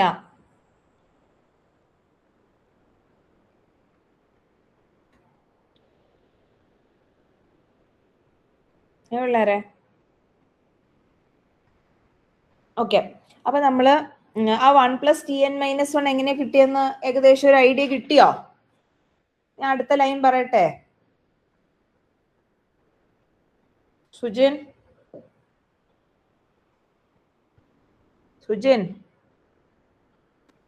അമല് കൈയൊക്കെ തംസപ്പ് ഒക്കെ അടിക്കുന്നുണ്ട്. അമല് വീഡിയോ ഒക്കെ ഓൺ ആക്കിയിരുന്നാലോ? ഓക്കെ, ഇനി നമ്മള് അടുത്തതെന്ന് പറയുന്നത് ഒരു ഫ്രീക്വൻസി കൗണ്ടിന്റെ ലൈനാണ്. ഈ ഫ്രീക്വൻസി കൗണ്ടിനെ നിങ്ങൾ നോക്കിയാൽ നിങ്ങൾക്ക് കാണാം രണ്ടായിട്ട് തിരിച്ചിട്ടുണ്ട്. n<0 n greater than 0. n<0 n greater than 0. എന്തുകൊണ്ടാണ് n<0 ഇട്ടേക്കുന്നതെന്ന് ചോദിച്ചാൽ നമുക്ക് ഇതൊരു റിക്കേർഷൻ അൽഗോരിതം ആണ്. റിക്കേർഷൻ എന്താണ്? റിക്കേർഷന്റെ പ്രത്യേകത എങ്ങനെയാണ് 5 ഫാക്ടോറിയൽ കാണുന്നത്? നമ്മുടെ സുമോദിനൊക്കെ 5 ഫാക്ടോറിയൽ പ്രശ്നമാണോ? 5 ഫാക്ടോറിയൽ ഫാക്ടോറിയൽ കേട്ട കുഴപ്പമില്ല. അതെ, അപ്പൊ ഈ ഫാക്ടോറിയലിനകത്തൊരു പ്രത്യേകതയുണ്ട്. അതായത് ഈ ഫാക്ടോറിയൽ എത്ര പ്രാവശ്യം കണ്ടിന്യൂ ചെയ്യണം എന്നുള്ളത് ഒരു കൺഫ്യൂഷനാണ്. അതായത് ഫാക്ടോറിയൽ തുടങ്ങിക്കഴിഞ്ഞാൽ നിൽക്കാനുള്ള ഒരു സ്റ്റോപ്പിംഗ് കണ്ടീഷൻ വേണം. അതായത് 1 വരെ മാത്രമാണ് നമുക്കത് കണ്ടിന്യൂ ചെയ്യാൻ പറ്റുള്ളൂ. 1 കഴിഞ്ഞ് കഴിഞ്ഞാൽ നമ്മൾ സ്റ്റോപ്പ് ചെയ്യണം. ഓക്കെ, അപ്പോൾ ഓരോ തവണയും നമ്മൾ n കുറയ്ക്കുമ്പം നമ്മൾ നോക്കും ആ ലാസ്റ്റ് കണ്ടീഷൻ എത്തിയോ എന്ന് നോക്കും. നമ്മൾ ഫോർ ലൂപ്പ് പഠിച്ചതുപോലെ ഇത്. അതായത് ലാസ്റ്റ് എത്തിക്കഴിഞ്ഞാൽ അത് നിർത്തണമെന്ന് നമുക്ക് മനസ്സിലാക്കണം, അല്ലെ? അതാണ് നമ്മുടെ സ്റ്റോപ്പിംഗ് കണ്ടീഷൻ. അപ്പൊ ഓരോ തവണയും നമ്മൾ ഇതിനെ കുറയ്ക്കുമ്പോൾ, നമ്മൾ കുറച്ച് കൊണ്ടുവരുമ്പോൾ നമ്മൾ ആദ്യം എല്ലാ പ്രാവശ്യവും നമ്മൾ നോക്കണം n1 കുറഞ്ഞോ എന്നുള്ളത്. അതുപോലെയാണ് ഇവിടെ n0 കുറഞ്ഞോ എന്ന് നമ്മൾ നോക്കണം. ഓക്കെ, അപ്പൊ n0 കുറഞ്ഞു കഴിഞ്ഞാൽ ശരിക്കും പറഞ്ഞാൽ ആ ഇഫ് കണ്ടീഷൻ അവിടെ ട്രൂ ആവും. n0 കുറഞ്ഞു കഴിഞ്ഞാൽ ശരിക്കും പറഞ്ഞാൽ അവിടെ ഇവിടെ കറണ്ട് പോയിട്ടോ, എന്നെ ഇച്ചിരി ഇരുട്ടിലായിരിക്കും കാണുന്നത്. ഞാൻ അതുകൊണ്ട് വീഡിയോ ഓഫ് ചെയ്യാണ്. മൊത്തത്തിൽ ഇരുട്ടാണ്, എഴുന്നേറ്റ് ലൈറ്റ് ഇപ്പം ഇടാൻ പറ്റത്തില്ല. അതുകൊണ്ട് വീഡിയോ തൽക്കാലം ഓഫ് ചെയ്യാം. ഓക്കെ, അപ്പൊ നമ്മള് n<0 എന്ന് പറയുന്നത് ഒരു പ്രാവശ്യം മാത്രമാണ് എക്സിക്യൂട്ട് ചെയ്യുള്ളൂ. അപ്പൊ അങ്ങനെ വരുമ്പോൾ ശരിക്കും ഇഫ് എന്ന് പറയുന്നത് ട്രൂ, ഇഫ് എന്ന് പറയുന്നത് ചെക്ക് ചെയ്യാൻ എടുക്കുന്ന ഒരു സമയം, ആ റിട്ടേൺ 0 എന്ന് പറയുന്നത് ട്രൂ ആവാൻ എടുക്കുന്ന ഒരു സമയമാണ് 1. ബാക്കി എല്ലാ കേസിലും അത് 0 ആയി. അപ്പൊ എൽസ് അവിടെ വർക്ക് ചെയ്യത്തില്ല. ആ റിട്ടേൺ എന്ന് പറയുന്ന സ്റ്റേറ്റ്മെന്റ് അവിടെ വർക്ക് ചെയ്യത്തില്ല, ഇത് വർക്ക് ചെയ്യത്തില്ല. അതുകൊണ്ടാണ് ഇവിടെ 0 വന്നത്. അതുപോലെ ഈ സ്റ്റോപ്പിംഗ് കണ്ടീഷൻ ഇവിടെ വർക്ക് ചെയ്യത്തില്ല, അതുകൊണ്ടാണ് ഇവിടെ 0 വന്നത്. അപ്പൊ ഈ അൽഗോരിതം എഴുതിയിരിക്കുന്ന വർക്ക് ചെയ്യത്തില്ല 0, സ്റ്റാർട്ടിംഗ് കണ്ടീഷൻ വർക്ക് ചെയ്യത്തില്ല 0, ഇഫ് എന്ന് പറയുന്ന ഒരു പ്രാവശ്യം എക്സിക്യൂട്ട് ചെയ്യും, അങ്ങനെയാണെങ്കിൽ റിട്ടേൺ 0 വർക്ക് ചെയ്യും. അപ്പൊ എൽസ് വർക്ക് ചെയ്യില്ല, റിട്ടേൺ സ്റ്റേറ്റ്മെന്റ് വർക്ക് ചെയ്യില്ല, ക്ലോസിംഗ് സ്റ്റേറ്റ്മെന്റ് വർക്ക് ചെയ്യില്ല. പക്ഷെ n>0 ആണെങ്കിലോ ആദ്യത്തെ പേര് ഒരു 0 എക്സിക്യൂട്ട് ചെയ്യുക, ഓപ്പണിംഗ് ബ്രാക്കറ്റ് കൺസിഡർ ചെയ്യില്ല, 0 ആയിരിക്കും. n<0 ആണോ എന്ന് ചെക്ക് ചെയ്യണം. ആണോ, ട്രൂ ആണോ എന്ന് ചെക്ക് ചെയ്യേണ്ടതായിട്ടുള്ളത് കൊണ്ട് അവിടെ ഒരു 1 വരും. ഓക്കെ, അപ്പൊ അത് ഫോൾസ് ആണല്ലോ. ഫോൾസ് ആണെങ്കിൽ റിട്ടേൺ 0 വർക്ക് ചെയ്യില്ല, അതുകൊണ്ടാണ് 0. എൽസ് വർക്ക് ചെയ്യില്ല 0. എൽസ് എന്ന് പറയുന്ന ആ ലൈൻ വർക്ക് ചെയ്യില്ല 0. പക്ഷെ എൽസിന്റെ കണ്ടീഷൻ വർക്ക് ചെയ്യും, അതുകൊണ്ടാണ് അവിടെ 1 എന്ന് കൊടുത്തിരിക്കുന്നത്. അതാണ് ഫ്രീക്വൻസി കൗണ്ടിനകത്ത്. അതായത് അത് കൗണ്ട് ചെയ്യുമ്പോഴുമോ ഇല്ലയോ എന്നറിയാൻ വേണ്ടിയിട്ടാണ് അവിടെ 1 കൊടുത്തിരിക്കുന്നത്. അവിടെ n ടൈംസ് ഒന്നും ഇവിടെ കൊടുക്കുന്നില്ല, കാര്യം ഫോർ ലൂപ്പ് ഒന്നും അല്ല, ഒരു പ്രാവശ്യം എക്സിക്യൂഷൻ നടക്കത്തുള്ളൂ. അതുകൊണ്ടാണ് ഫ്രീക്വൻസി കൗണ്ട് അവിടെ 1 ആയിട്ട് കൊടുത്തിരിക്കുന്നത്. ടോട്ടൽ ഫ്രീക്വൻസി കൗണ്ട് ഒന്നുമില്ല, ഇതങ്ങോട്ട് ആഡ് ചെയ്ത് വെച്ചിരിക്കുന്നത്. എത്രയാണ്? Step of execution into frequency count എന്നാണ് ടോട്ടൽ ഫ്രീക്വൻസി കൗണ്ട്. അതായത് ആദ്യത്തെ 2 കോളം കൂടെ മൾട്ടിപ്ലൈ ചെയ്യുമ്പോൾ 3ാമത്തെ കോളം കിട്ടും, ആദ്യത്തെ 3ാമത്തെയും കോളം മൾട്ടിപ്ലൈ ചെയ്യുമ്പോൾ 5ാമത്തെ കോളം കിട്ടും. ഓക്കെ, അങ്ങനെ നമ്മൾ എന്ത് ചെയ്തു? ടോട്ടൽ ഫ്രീക്വൻസി കൗണ്ട് കണ്ടുപിടിച്ചപ്പോൾ n less than or equal to 0 ആണെങ്കിൽ 2 ടൈംസും n ഗ്രേറ്റർ ദാൻ 0 ആണെങ്കിൽ 2 പ്ലസ് Tn-1 എന്ന് പറയുന്ന ഒരു വാല്യൂയിലേക്ക് നമ്മൾ എത്തി. ഇങ്ങനെയാണ് ശരിക്കും പറഞ്ഞാൽ നമ്മൾ ഇക്വേഷൻ ജനറേറ്റ് ചെയ്തെടുക്കുന്നത്. ഈ പ്രോഗ്രാമിന്റെ ലൈനിന്റെ എക്സിക്യൂഷൻ കൗണ്ടും ഫ്രീക്വൻസി കൗണ്ടും കൂടെ കൺസിഡർ ചെയ്തിട്ടാണ് നമ്മൾ ഈ ടൈം കോംപ്ലക്സിറ്റിയുടെ ഈ ഇക്വേഷൻ നമ്മൾ ഫൈനലൈസ് ചെയ്യുന്നത്. ഇനി അത് സോൾവ് ചെയ്യുന്നത് നമുക്ക് അടുത്ത ക്ലാസ്സിൽ പഠിക്കാം. ഞാനൊന്ന് എഴുതാൻ പറ്റുന്ന എങ്ങനെയാണെന്ന് ഞാനൊന്ന് നോക്കാം. അങ്ങനെയാണെങ്കിൽ എനിക്കൊന്ന് എഴുതി കാണിച്ചു തരാൻ വേണ്ടിയിട്ടായിരുന്നു നിങ്ങൾക്ക്. ഇതിങ്ങനെ പറഞ്ഞു പോയാൽ വലിയ ഗുണമില്ലല്ലോ, പ്രോബ്ലം അല്ലേ. അപ്പം എനിക്കൊന്ന് എഴുതി ചെയ്യിക്കണം എന്നുണ്ട്, അതൊന്ന് നോക്കാം. അതിനു മുമ്പേ ഞാൻ ബാക്കി ഇതൊക്കെ ഒന്നുകൂടെ ഒന്ന് പറഞ്ഞുതരാം, എന്നിട്ട് നമുക്ക് സ്റ്റോപ്പ് ചെയ്യാം കേട്ടോ. ഇപ്പോൾ ഫംഗ്ഷൻ 1 ഇൻറ്റ് n എന്ന് പറയുന്നത് if n less than or equal to 1 ആണെങ്കിൽ 1 എന്ന് പറയുന്ന വാല്യൂ ആണ്. n ഗ്രേറ്റർ ദാൻ 1 ആണെങ്കിലോ അവിടെയും ആദ്യം ഫസ്റ്റ് കോളം നമുക്ക് നോക്കാം. n less than or equal to 1 ആണെങ്കിൽ ഒരു പ്രാവശ്യം എക്സിക്യൂട്ട് ചെയ്യും, അപ്പൊ അത് ട്രൂ ആണെങ്കിൽ ഒരു പ്രാവശ്യം എക്സിക്യൂട്ട് ചെയ്യും. അപ്പൊ റിട്ടേൺ സ്റ്റേറ്റ്മെന്റ് 2x എന്ന് പറയുന്ന 2 ഇൻറ്റു ഫംഗ്ഷൻ 1 n-1 എന്ന് പറയുന്നത് ഫോൾസ് ആയിരിക്കും, അത് എക്സിക്യൂട്ട് ചെയ്യത്തില്ല. പക്ഷെ frequency count n greater than 1 ആണെങ്കിൽ if n less than or equal to 1 എന്ന് പറയുന്നത് it will execute 1 time, that is to check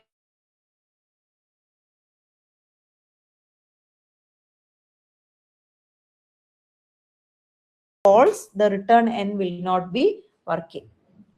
അപ്പൊ അതിവിടെ 0 ആയിരിക്കും. അത് കഴിഞ്ഞ് ആ റിട്ടേൺ സ്റ്റേറ്റ്മെന്റ് എന്ന് പറയുന്നത് എത്ര പ്രാവശ്യം എക്സിക്യൂട്ട് ചെയ്യും? 1 പ്ലസ് Tn-1. ആ Tn-1 എവിടെ നിന്ന് കിട്ടി? ആ ഫംഗ്ഷൻ 1 ബ്രാക്കറ്റിനകത്തുള്ള n-1 നിന്നാണ് ആ n-1 എടുക്കുന്നത്. ആ 1 പ്ലസ് എവിടെ നിന്ന് കിട്ടി? ആ ഒരു കോൺസ്റ്റന്റ് വാല്യൂ, ഇത് വർക്ക് ചെയ്യാൻ എടുക്കുന്ന സമയത്തിനെയാണ് ആ 1 പ്ലസിൽ എടുക്കുന്നത്. അതിനെയാണ് നമ്മളിവിടെ ജനറലൈസ് ചെയ്ത് എഴുതിയിരിക്കുന്നത് 2 പ്ലസ് Tn-1 അതർവൈസ് എന്ന് കൊടുത്തിരിക്കുന്നത്. അത് തന്നെയാണ് ഇവിടെ വീണ്ടും പറഞ്ഞിരിക്കുന്നത്. ഇവിടെയും അതുപോലെ തന്നെ n ലെസ് ദാൻ 1 ആണെങ്കിൽ 1 ടൈം റിട്ടേൺ n, അപ്പൊ ട്രൂ ആണെങ്കിൽ 1 ടൈം, അപ്പൊ അടുത്ത റിട്ടേൺ വർക്ക് ഗ്രേറ്റർ ദാൻ 1 ആണെങ്കിൽ ഒരു പ്രാവശ്യം നോക്കും, അത് ഫോൾസ് ആണെങ്കിൽ 0 ആയിരിക്കും. അതായത് റിട്ടേൺ n വർക്ക് ചെയ്യത്തില്ല. അപ്പൊ return function n-1 into function n-1 എന്ന് പറയുന്ന വാല്യൂ വർക്ക് ചെയ്യും. അങ്ങനെയാണ് 1 പ്ലസ് 2n-1 വരുന്നത്. അതിന് ഇങ്ങനെ ജനറലൈസ് ചെയ്ത് ഈ ബോൾഡ് ലെറ്ററിൽ എഴുതിയിരിക്കുന്നു, ആഡ് ചെയ്ത് എഴുതിയിരിക്കുന്നതാണ് റെഡ് ലെറ്ററിൽ എഴുതിയിരിക്കുന്നത്. ഇനി ഇത് വരുമ്പോ എങ്ങനെ വന്നു നോക്കിക്കുക. രണ്ടാമത്തെ ഇത് ഇവിടെയും നോക്കിയാൽ നിങ്ങൾക്കറിയാം n less than or equal to 1ഉം n ഗ്രേറ്റർ ദാൻ 1ഉം കൺസിഡർ ചെയ്തിട്ടുണ്ട്. n less than or equal to 1 ഒരു പ്രാവശ്യം കൺസിഡർ ചെയ്തു, ട്രൂ ആണെങ്കിൽ അടുത്ത റിട്ടേൺ വർക്ക് ചെയ്യും. അപ്പോൾ return function 3n-1 plus function 3n-1 work ചെയ്യത്തില്ല, 0. Frequency count n greater than 1 ആണെങ്കിലോ അത് ട്രൂ ആണോ എന്ന് നോക്കാൻ വേണ്ടി ഒരു പ്രാവശ്യം എക്സിക്യൂട്ട് ചെയ്യും. അപ്പൊ അത് ഫോൾസ് ആണെങ്കിൽ റിട്ടേൺ n വർക്ക് ചെയ്യത്തില്ല, അതിന് പകരം 1 പ്ലസ് 2n-1 വരും. അവിടെ എന്തുകൊണ്ടാണ് 1 പ്ലസ് 2n-1 വന്നതെന്ന് ചോദിച്ചു കഴിഞ്ഞാൽ ഈ n-1 ഇതിനകത്തു നിന്നാണ് എടുത്തേക്കുന്നത്. ഓക്കെ,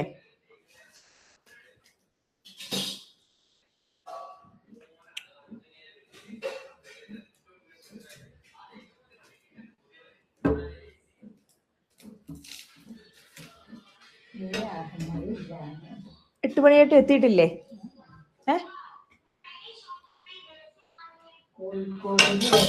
കോഴിക്കോട് പോയിക്കോണോ? എന്നാ പിന്നെ ഞാൻ കൊണ്ടുവിടാം. എന്റെ ക്ലാസ് 9 മണിയാകുമ്പോ തീരും. ക്ലാസ് 9 മണിയാകുമ്പോ തീരുള്ളൂ. എന്നാ ഒരു 10 മിനിറ്റ് നേരത്തെ വിടാം, എന്നിട്ട് ഞാൻ കൊണ്ടുവിടാം. റെഡിയായി നിന്നോ എത്താം.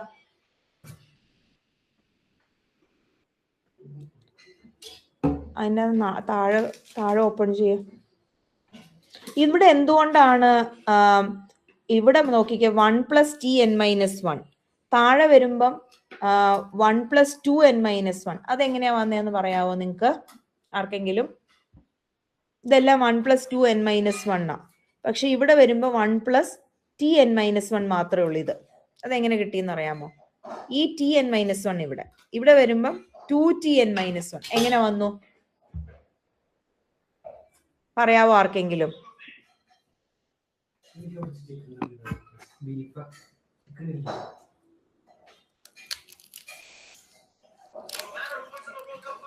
പറ പിള്ളേരെ. മോനെ അമ്മ ക്ലാസ് എടുത്തോണ്ടിരിക്കോ? പറ.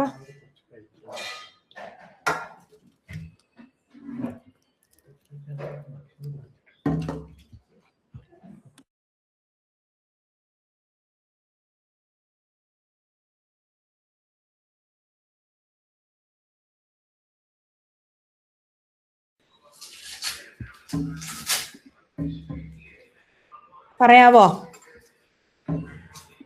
ആർക്കെങ്കിലും പറയാവോ ഇത് എന്തുകൊണ്ടാണ് 2Tn-1 ആയതെന്നും ഇത് Tn-1 ആയത് എന്തുകൊണ്ടാണെന്ന് പറയാമോ? ഇവിടെ എല്ലാം ആ 2Tn-1 വന്നേക്കുക. എന്തുകൊണ്ടാന്ന് പറയാമോ?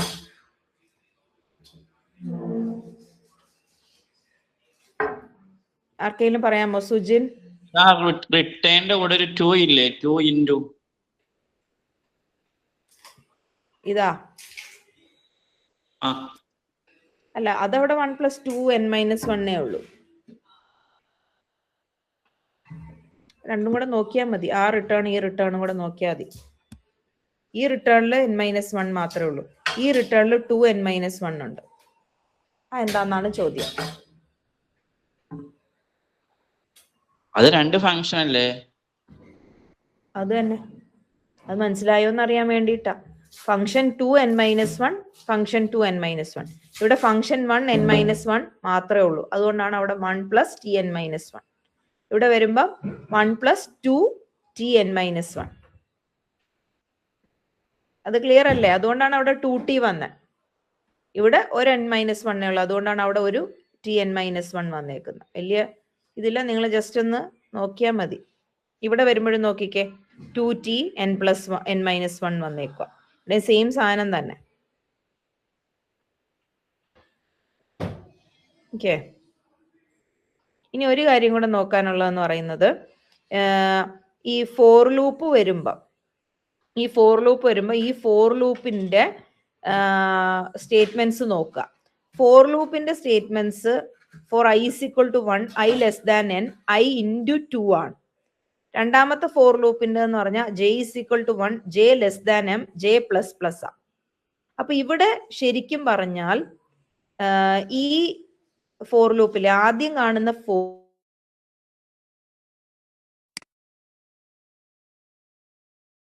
അങ്ങനെ വരുന്ന കേസിൽ ശരിക്കും പറഞ്ഞാൽ അത് log n ടൈംസ് ആണ് എക്സിക്യൂട്ട് ചെയ്യുന്നത്. അപ്പൊ ഇവിടെ നോക്കിക്കേ, നിങ്ങൾ നോക്കിയാൽ നിങ്ങൾക്ക് അറിയാം. ഇവിടെ കണ്ടോ, ഇതാ കുറച്ചുകൂടെ നല്ലോണം എക്സ്പ്ലെയിൻ ചെയ്തിരിക്കുന്നത്. ഇവിടെ കൗണ്ട് 0, ഇത് മറ്റേ ഫ്രീക്വൻസി കൗണ്ട് തന്നെ കാൽക്കുലേറ്റ് ചെയ്തിരിക്കുക. n < 1 > 1 ഒന്നും ഇല്ല. ഇവിടെ എന്തുകൊണ്ടാന്ന് വെച്ചാൽ ഇവിടെ ഫ്രീക്വൻസി കൗണ്ട് റിക്കേർഷൻ അല്ല, ഫോർ ലൂപ്പ് മാത്രമായിട്ടാണ് ഇട്ടേക്കുന്നത്. അപ്പൊ ഇതിന്റെ ആൻസർ നോക്കിക്കേ, കൗണ്ട് 0 ആവുമ്പം 1 ടൈം, അതായത് ഒരു പ്രാവശ്യം അത് എക്സിക്യൂട്ട് ചെയ്യത്തുള്ളൂ. പക്ഷെ ഈ ഫോർ ലൂപ്പ് എന്ന് പറയുന്നത് ശരിക്കും n/2 മുതൽ n വരെ എന്നാണ്. അപ്പൊ അത് ശരിക്കും എക്സിക്യൂട്ട് ചെയ്യും n/2 + 1 ടൈം എക്സിക്യൂട്ട് ചെയ്യും. ഇനി ഈ ഫോർ ലൂപ്പ് നോക്കിക്കേ, n/2 ഇൻറ്റു ഇത് ഇൻക്രിമെന്റ് ചെയ്യുന്നത് 2 ടൈംസ് ഇൻറ്റു j ആണ്. 2 ടൈംസ് ഇൻറ്റു j എന്ന് പറഞ്ഞാൽ അവിടെ log n ആണ് അവിടുത്തെ എക്സിക്യൂട്ട് ചെയ്യുന്ന ടൈം എന്ന് പറയുന്നത്. log n എന്ന് പറയുന്നതാണ് എക്സിക്യൂട്ട് ചെയ്യുന്ന ടൈം. ഈ n/2 എവിടെ നിന്ന് കിട്ടി? ഈ മുകളിലത്തെ ഫോർ ലൂപ്പിൽ നിന്ന് n/2 കിട്ടി. താഴത്തെ ലൂപ്പ് വരുമ്പോൾ ആ n/2ന്റെ കൂടെ നമ്മൾ ഈ ഫോർ ലൂപ്പിന്റെ ടൈം കോംപ്ലക്സിറ്റി കാൽക്കുലേറ്റ് ചെയ്യണം. ഈ ഫോർ ലൂപ്പിന്റെ ടൈം കോംപ്ലക്സിറ്റി log n ആണ്, because it is incrementing as j = 2.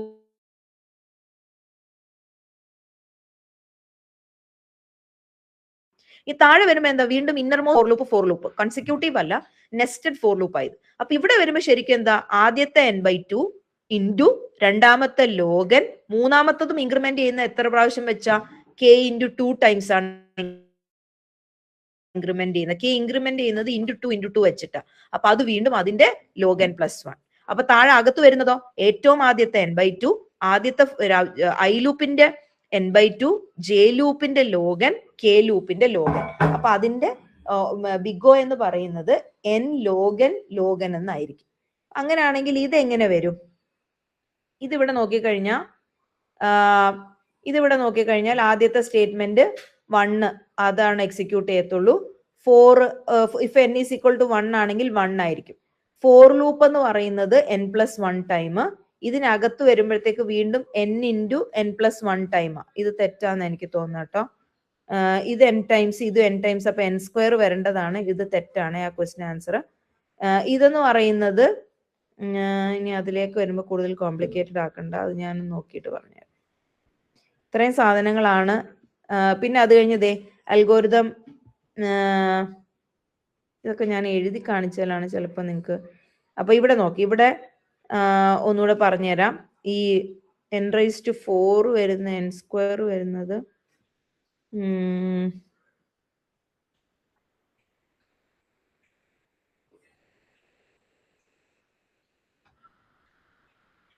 ശരിക്കും n×n² വരും, n×n.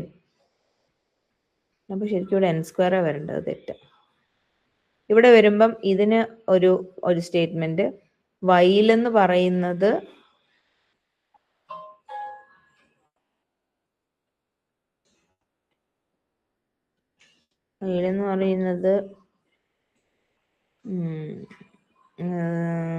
കുറച്ച് കൺഫ്യൂസിങ് ആണ്. അപ്പൊ നമ്മൾ അതിലേക്ക് എത്തണ്ട. ഇത്രയും കാര്യങ്ങൾ നിങ്ങൾക്ക് കിട്ടിയോ പിള്ളേരെ?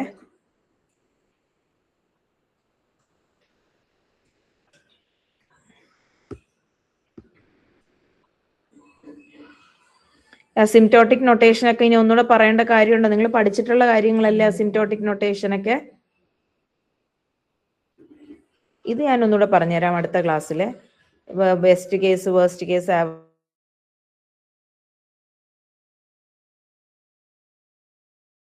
കോംപ്ലക്സിറ്റി ഒന്നും. അപ്പൊ അതൊന്ന് നോക്കിയേക്കാം കേട്ടോ, ഡേറ്റ സ്ട്രക്ചറിൽ പഠിച്ചതായതുകൊണ്ട് തന്നെ. നിർത്തിയാലോ? ബാക്കി നമുക്ക് ടൈം കോംപ്ലക്സിറ്റി കാൽക്കുലേറ്റ് ചെയ്യാനുള്ള അടുത്ത ഐറ്ററേഷൻ മെത്തേഡൊക്കെ വെച്ച് ചെയ്യാനുണ്ട്. ഇനി ഞാനൊന്ന് എഴുതുന്നത് എങ്ങനെയാണെന്നുള്ളത് നിങ്ങൾ നിർത്തിയാലോ? ഓക്കെ, അപ്പൊ നമ്മൾ വൈൻഡപ്പ് ചെയ്യുവാണേ. അടുത്ത ക്ലാസ്സിൽ കാണാം കേട്ടോ. നിർത്തുവാണേ, ഞാൻ എൻഡ് ചെയ്യുവാണേ. Thank you.